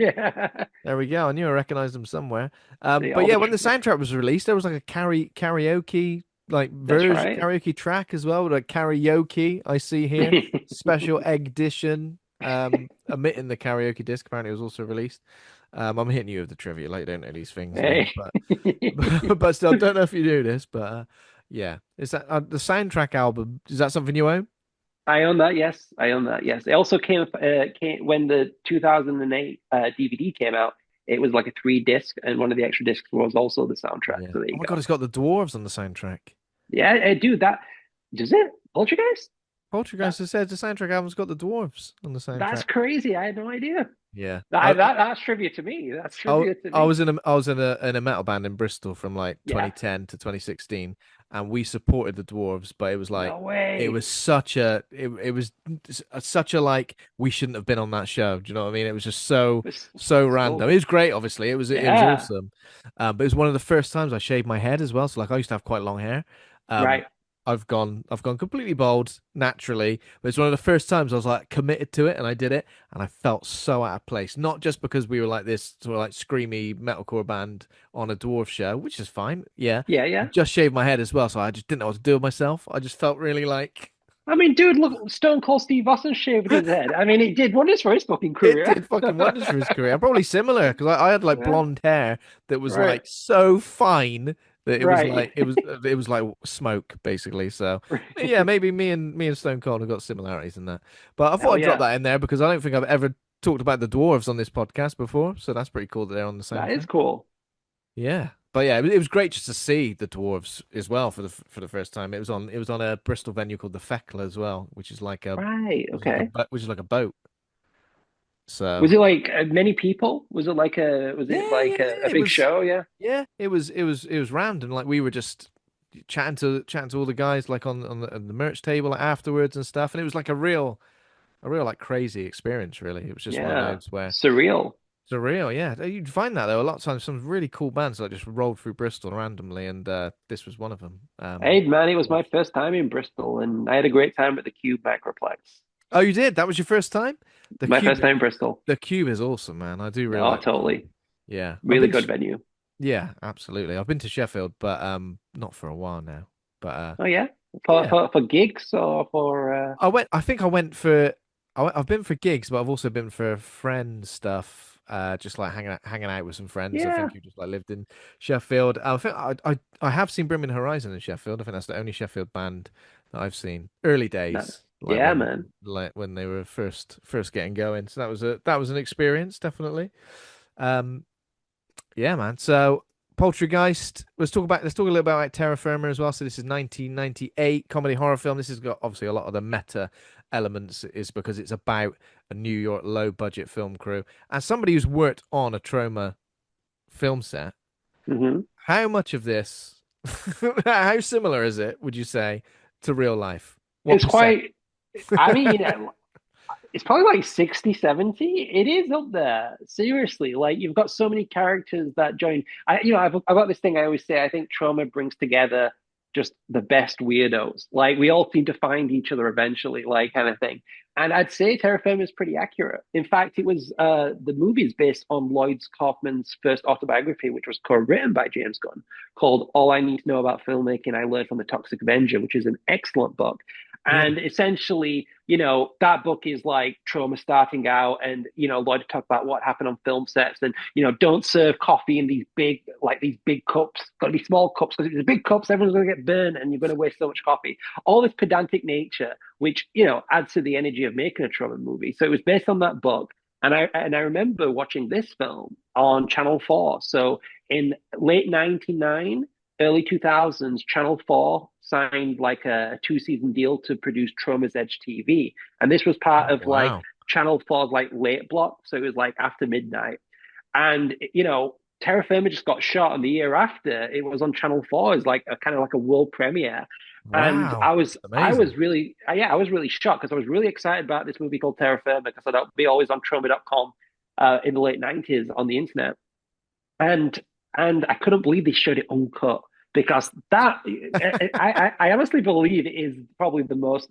I know Poltergeist is up there, but personally, I think the most offensive, the one that I wouldn't show everyone is Terra Firma. Like there's some really dark stuff in Yeah. there, Is the and dark stuff is probably like the reveal of Will what's his name again? Sorry, Will Keenan. Will Keenan. That's Will right. Keenan. Yeah, His character, because his character takes a real dark turn, and obviously with Ron Jeremy as his dad, and like I mean that kind of says it that all, kind of right? like backstory, and then I mean Yeah. again, it feels like right out of like left field, this sort of stuff, and the way it kind of like climaxes because we spend most of the film thinking Will Keenan's kind of like the sort of everyman or like just the hero of the piece. And is it Jerry the other guy? Yeah, played Yeah. by Trent Hager. Remember Yeah. Ted Hager who directed Dead Girl, right? That well, he wrote Dead Girl. He directed Chop. That's going to be coming Yeah. soon to Refuse Films. He Will wrote. Keenan's in that, right? He is his lead in that. Yeah, yeah, That's right. yeah. He wrote Cheap Thrills, that Arrow video I think recently re-released. That's a great movie from 2013, and he directed 68 Kill that premiered at Fright Fest Oh, in okay. 2017. So yeah, he's a Okay. fucking genre Oh, he's the legend. writer of Dead Girl, isn't he? Yeah. Sorry. When I That's recognized that, right. the reason that confused me was because I read the novelization of Dead Girl not so long ago, That's right. and his Yes. name is obviously on the top. So for some reason, I thought it was like, oh, it's a version of his directed movie, but he wrote the script, didn't he? Yeah, it's crazy. Because I Dude, guess yeah, and Trent's the coolest as well. Like he's like so talented, really nice guy. because his character Jerry, total dick for most of this film until he becomes again something It of the becomes hero. likable. Yeah, that's one thing about Terra Firma I've not really thought about, and you've kind of like highlighted it. It does subvert expectations so much more than any other trauma film because even when I was watching it, I had no idea it would have been the Will Keenan reveal, and to me, Yeah, it's like I feel the characters are all over the place in a fun way, and it really adds to it. But Lloyd really brings his A game in this movie. he does, and he sacrifices himself on That's a right. he jumps on a bomb, misses it initially, obviously, of course, tries to find it, and, and then I love the fact that we've obviously got a mold of Lloyd's severed head knocking about. Right. I'm assuming that's not the first time though in Troma though, surely. And I think Lloyd's had a lot of heads. Yeah, but there's loads of like really interesting like behind the scenes stuff that even though it's played for laughs in this film and it's obviously like like when the guy's getting the special effects put onto his head, it's kind of like that's probably exactly what it's like. You know, That's in right. terms of the instructions he gives him, give me a signal, it's going to get hot. You know, try and relax, and He the gives him the middle sense, thing. He gives him yeah, the middle yeah, thing. and then he gets, and just the way it devolves into, you know, getting a blowjob, and then going running off into, yeah, it is, it is crazy. But I really enjoyed Terra Firma, honestly, I did. It was good fun.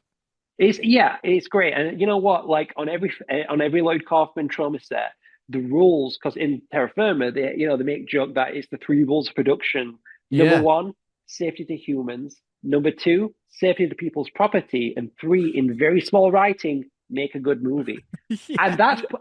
And all the trauma films I've worked on, I've been on one, two, three, four trauma sets. They're plastered everywhere, Oh wow, everywhere. really? Sometimes six times on the same wall. So you can't forget. Oh my Right. God. So what other sets were you on then? So obviously the first one So, was Return to Return to Nuclear Nukem High. High and Return to Nukem High Volume 2. I'll count that as two films because technically it is. Yeah. Hashtag Shakespeare's Shitstorm and the newest one, The Power of Positive Murder. And I've been in a few of their documentaries, like I've been in Occupied Can, and I'm also in like a lot of these movie documentaries on the Blu-rays as well. Yeah, yeah. So I mean, in terms of some of the stuff they were talking about the Q&A, I know we already briefly talked about Occupy Can, but at Occupy Can is where you were getting into quite a lot of trouble with the police, right? The French police. That's right. I think it was around the time of maybe like the Manchester, like maybe it was the Manchester bombings. Or I can't remember something. There was something that happened in England around that time, and Hmm. then where it was 2017, and like in 2013, we could dress up like Toxie and Kabuki Man, the Trauma characters. You know, we'd go crazy in the parades and just promoting whatever screenings of Return to Nukem High. But in Hmm. 2017, like you couldn't wear masks, you couldn't like anything trauma related just was like a no go.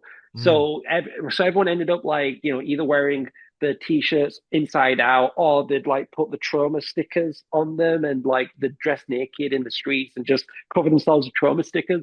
So it was like very violent with the police. Like there was armed guards all over, like the police and everything. And it's so weird to think like in 2013 it was like very kind of mellow, and in 2017 all of a sudden.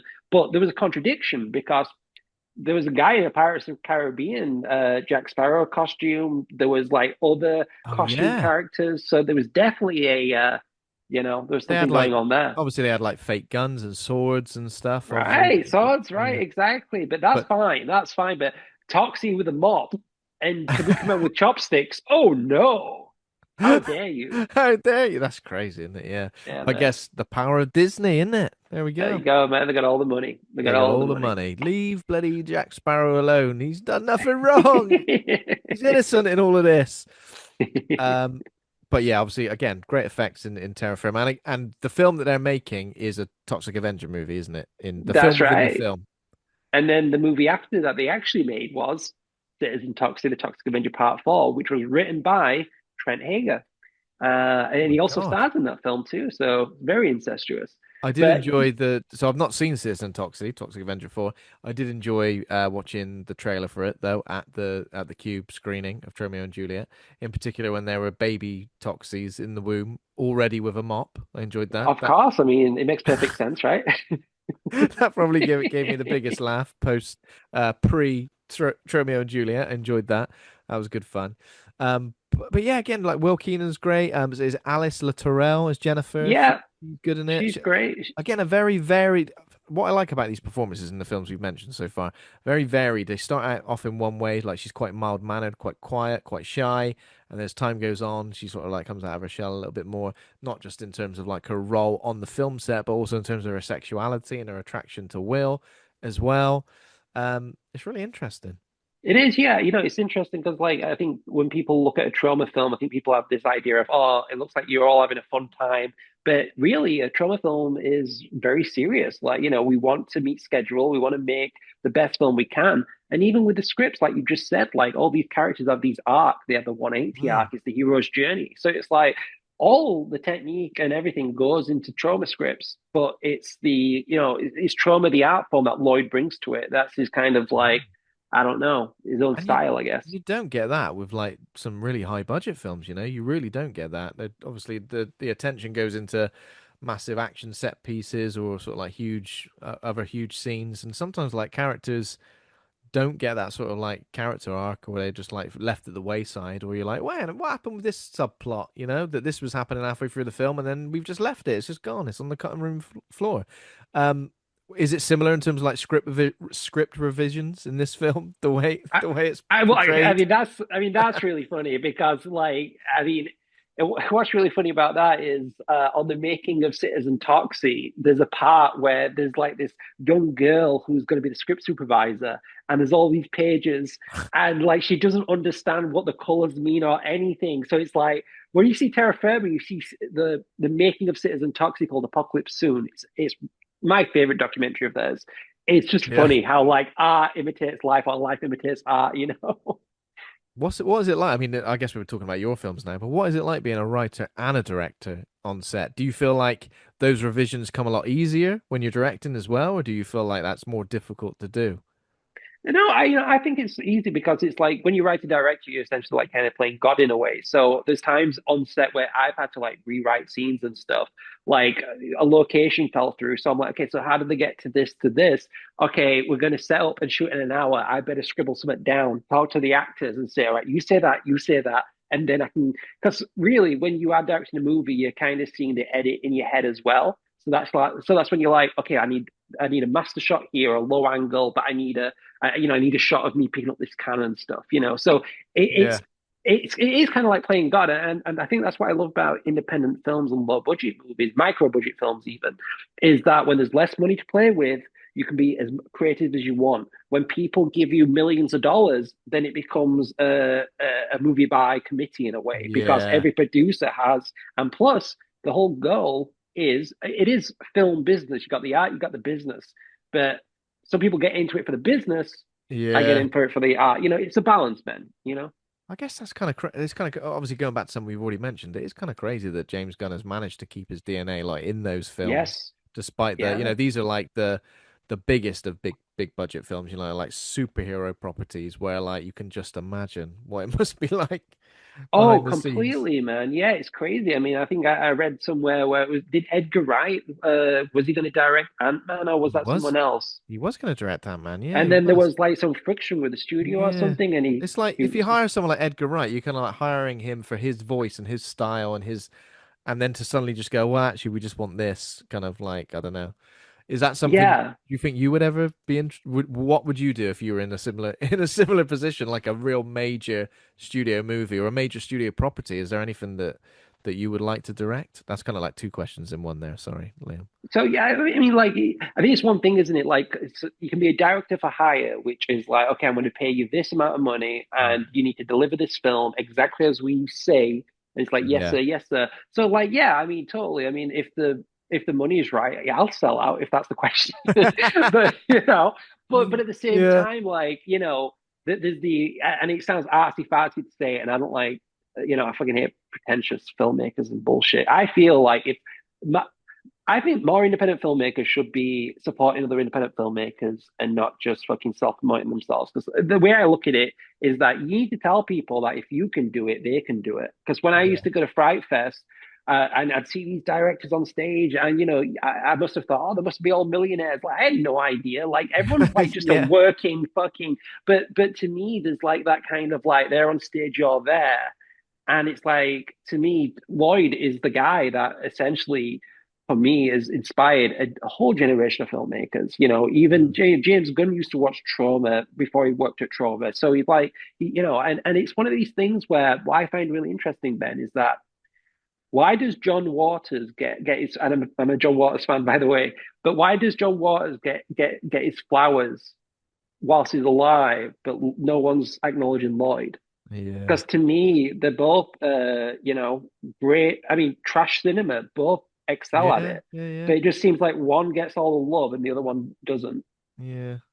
No, I see what you A mean. dichotomy, I guess. But Absolutely. Yeah, just the way it is. But then again, gets a lot of love from sort of this pocket. Well, it'd be bigger than a pocket, of the film industry with so, for many like sure, so many diehard fans, fans would follow him all over the UK to every single screening. There, Um, John. yeah, which is Yeah.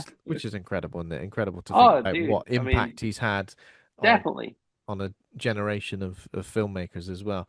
Um, Okay, now obviously I guess the controversy around Terra Firma and the ending is this kind of the way this love triangle intensifies, and the reveal is kind of like Casey's character as, and again this is another trope in horror movies, and I guess it's a trope that is being poked fun at in this particular time, but also it is the late 90s, so I guess this kind of this kind of humor is still considered absolutely fine. But I guess anyone who's like maybe got gender dysmorphia in any way is considered a psychopath, I guess. Obviously, we've had it in Psycho, and that's where it kind of started, wasn't it?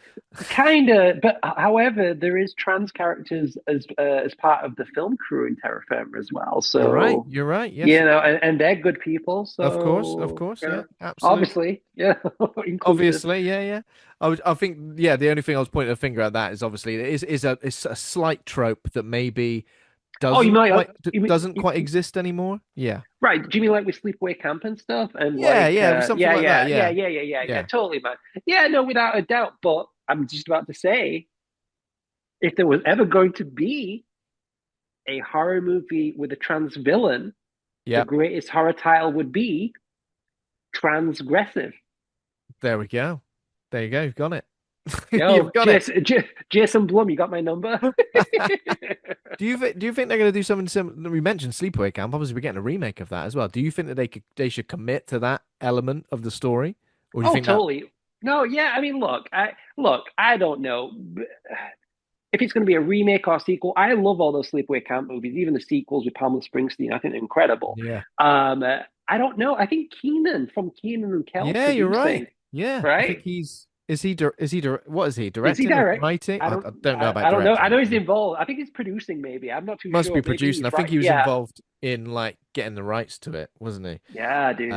Yeah. Oh my God, I completely forgot. I can't believe I've mentioned New Year's Eve without even mentioning one of the members of the cast. I just want to make sure I'm saying this person's name correctly because I know who it is, but still, Felicia Rose is in it. Oh, Felicia Hirsch from Sleepaway Camp. Yeah, yeah, Angela, yeah. of course. Yeah, Exactly. dude. Yeah, Angela, man. she's in New Year's Eve as a character, as a really funny character. She gave me the most laughs, I think, throughout the film. She's kind of like this PA to like this boss of this company who employs all these people who are getting killed, and she's very funny. She had a lot And of the who best. She had a lot of the best lines, I would say. Yeah. and, and who directed PJ Stokes? PJ Starks and Eric Starks. Huskerson. Now, It's two got two directors. PJ Starks wrote it though. did PJ Starks direct Don't Go to the Reunion or not? I'm not sure, but I can double check. Don't go to the Yeah, reunion. maybe Uh, 2013, 2014, oh right, 2015. a little way back. I can't really see here actually. Don't go to the reunion. Not Maybe sure if not. I can see it on the Maybe not. IMDb. But he Maybe I'm did getting mixed produce. up. He is producing something called Project Mothman. Well, hey, you're Hey, coming there we full go. circle. Full Full circle. circle. Project Mothman. Oh, dude. Hey, But yeah, you know what? Troma films are always a good time. They're obviously absolutely outrageous, offensive, but again, not in a mean-spirited way, I wouldn't say. exactly, Um, exactly. and just a good time. You can sort of tell the love that's gone into to all of these films as well. Um, and yeah, we mentioned obviously Lloyd Kaufman's daughter gets a great moment towards the end as well. Oh, we didn't mention the killer, the mysterious woman, who's Right. going around killing people. What do you think that?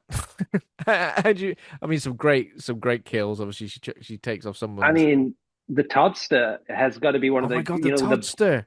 Toddster. Like how the mysterious woman kills Toddster Yeah, is just so fun over the like the top ass. and gory. Yeah, man. My Hershey Highway is a one-way street. Because what's really weird, right, is that obviously the life of Furman rape scene, Mm, but there is a lot of that. The main crux of that scene is like the taking back of the power of the person who's being sexually assaulted against the person who's committing that sexual assault. And there's a lot of that in this, especially with this particular the mysterious woman. Even the way she kills the first guy in the opening scene.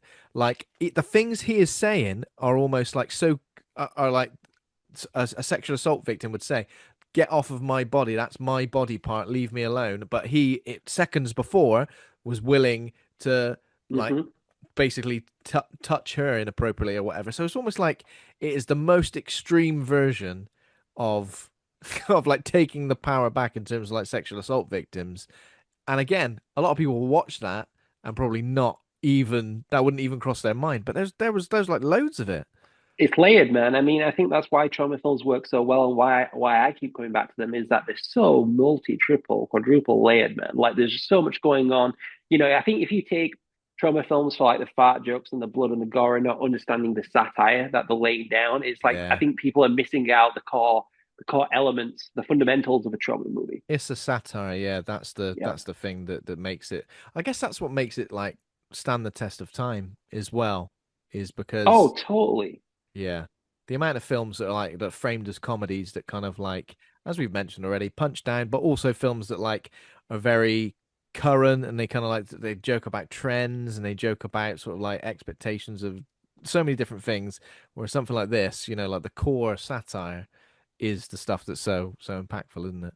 Oh, totally, dude. And it's such a time capsule of the times as well, and I feel like, I don't know, man, like 90s, like late 90s had such a distinct feel to it. You lived through it, Yeah. I lived through it, and it's definitely shown Yeah. in Terra Firma. I was definitely having these conversations with a friend of mine recently. I think there was we saw some stuff on some memes or some stuff where it was just like late 90s core where it was like Oh yeah, hell yeah. attitude era wrestling, Yeah. Jackass, MTV, Tom uh Green.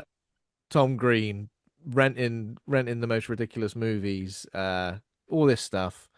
It was a great time and I think it like shaped this sort of like generation of people in such a good way as well, despite the fact at the time it was like, oh my God, our kids, what are they Yeah. consuming, what's going on? Which is why I kind of like now as a daughter, my daughter is 15 years old, going on 16. So now Wow. Yeah. when she sat down watching, I don't know, like the Kardashians, I'm almost more worried about what she's learning about life from that Yes. than I did Yeah. watching like Ryan Dunn have a toy Yeah. car put in his ass. I fucking Beavis and Butthead, man. I love Beavis and Butthead. Yeah, exactly. It was a good So time, but I guess great times. to quote, we can end this by quoting Ian Miss Campbell.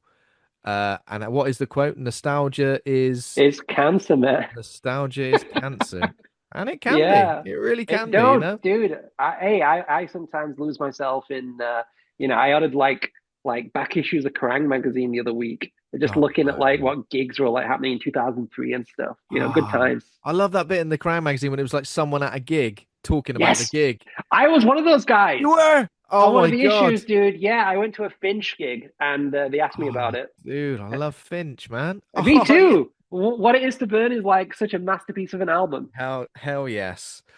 Hell yes, Hell absolutely. yeah. In fact, years ago, I wrote a guitar hook and I thought I changed my life. I was like, this is the fucking best guitar hook I've ever written. I'm so fucking badass. I can't wait to show the guys. And then literally 5 minutes later, I went, that's fucking what it is to burn. What's wrong with me? What is wrong with me? Oh, It's a great fucking riff though. it is a great riff. But yeah, nostalgia is cancer. And I think in a way it can be. A lot of people use it as a safe Yeah. space. A lot of people use it as that kind of like warm blanket, but also it I affects mean, people in a way which is like it affects their memory of like what life maybe was actually like. I just came up with it because it sounded edgy. There we go. I'm glad you've said it. Dude, seriously, everyone on set was like, "So what does it mean?" I'm like, "Whatever you want it to, it's fine. It just It's whatever sounds, you want it to, mate. Take what you dude. want from it. Dude, I just put it on. We were mocking up poster designs for eating Miss Campbell, and I just thought of like, I was like, okay, cancer gets people's attention, and then I'm like, nostalgia is cancer. There you go. Cancer gets people's attention, exactly. It's edgy. Is it? Hello there, it's Ben Errington, just dropping in very quickly towards the end of this wonderful trauma-filled episode with special guest Liam. I noticed that we didn't actually really review or rate any of these movies. I think the reason was Liam is so close to these films and loves these films so much it felt a little bit silly to rate the movie with him because he's going to give everything an A plus. So I did skip over that part of the show. However, Andy Conduit Turner from New Orleans, he missed the show obviously this week because he was over there, over the other side of the pond. So he has kindly sent us some voice notes where he has rated the movies that we discussed today, all three Troma movies, given us a rating, a review. So that part of the show continues, and Andy takes part, which I'm sure you're all happy about. So thank you, Andy, and enjoy his reviews. Hello, Ben. Hello, Liam. Hello, everybody. Andy Conduit Turner here, live from New Orleans, where, well, I'm a little trip. Making a real name for myself out here. No Gambit talk, don't worry. I guarantee. Anyway, didn't want to feel left out, so I am coming in for the Troma Spectacular to give my reviews of the three movies. Terra Firma, for me, a real emotional roller coaster. I, at several points through watching this movie, was not sure how I felt about it. Troma movies, as a rule, have not only a real punk energy and a tackling of various subjects in deliberately quite insensitive and overtly offensive ways, but in ways that ultimately you get the impression that the filmmakers are supportive of those communities and involving them in the filmmaking. Um, it's a really difficult one for me, and like at many points, maybe it was a little too meta even for my tastes. I openly thought, "What am I watching?" At several points, but ultimately there is a great deal of passion and charm behind the movie. I think I'm landing at a C plus on this one. Tromeo and Juliet, a story we of course are all very familiar with. Many of us studied it in a mandatory nature at school, but with a very, very trauma twist to it. I really dug the slapstick, over the top gore moments in this film. The moment where Tromeo is eating popcorn out of Juliet's split open stomach during a nightmare scene was absolutely wild. Um, Sean Gunn falling out of the car and hitting a bollard again, madness, absolute insanity of a movie that, in all honesty, you watch and think, here is something that gives zero fucks what you think of it, and I love it kind of all the more um, for it as well, mixed in with those classic Shakespearean quotes with just the over the top nature of any trauma movie. A little bit of a treat. I quite enjoyed this one. I'm going to go for a B minus here. Poultrygeist, Night of the Chicken Dead. Probably the film of the three that I was most familiar with before watching it for this episode, having seen it many years ago. It is as outrageous as I remember. I think for a trilogy of films that sets a very high bar for attacking on all angles, being offensive to any sensibility or sensitivity you may have, Poultrygeist, for me, probably takes things to the highest extremes, and it's a musical to boot. Um, it pulls no punches, and again, like these other films that we've talked about in the episode, while being overtly quite callous and quite offensive over a number of topics very deliberately, it also is broadly supportive of the communities and the people and the principles that the creators clearly are, and that the film ultimately has a story as it just goes out of the way to offend all those groups on the way. Um, Judge me for it all you will, but despite its offensiveness, almost poisonous nature at many points, it's a B from me. It is in many ways a great joy, as much as it is toxic in many other ways. Kind of love it. Well, thank you very much, Liam, for joining us. That was obviously a really, really insightful chat into loads of stuff, really. Yeah. Absolutely loads of stuff. I think Troma fans, maybe even Troma virgins, are going to be interested to check out some of these films now. Where is it best to find you online, but also Refuse Films? I know we did already mention the website. Sure, yeah. So I'm on all the social media handles, usually Instagram. You can follow me at Refused Liam. And then you can also follow my distribution page, my company's Instagram, Refused Films.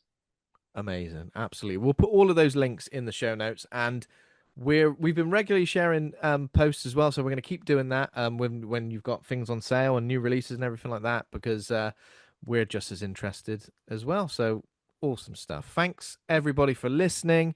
If you enjoyed the show, become a patron at patreon.com/horror hangout. Thanks to Taj Easton for our theme music. Thanks to Acast and Rusty Quill for hosting the show. We're on Threads, Instagram, Facebook, TikTok, and YouTube, or go to horrorhangout.co.uk for everything in one place. And as I mentioned earlier, next week we're returning to Silent Hill, fake beards and all, with Sam Munster joining us for a special episode on that new release. So thank you. Join us then. Thanks again, Liam. Oh, thank you, It's Ben. been an It's been absolute great. pleasure. Thanks for all of the behind the scenes stuff, all of the trivia, all of the stuff. It's absolutely amazing. Sweet, man. I've had a really great time. And yeah, let's keep in touch on everything. It'd be really cool. Absolutely. Definitely. Right. Okay. See you later. All the best, buddy. Bye.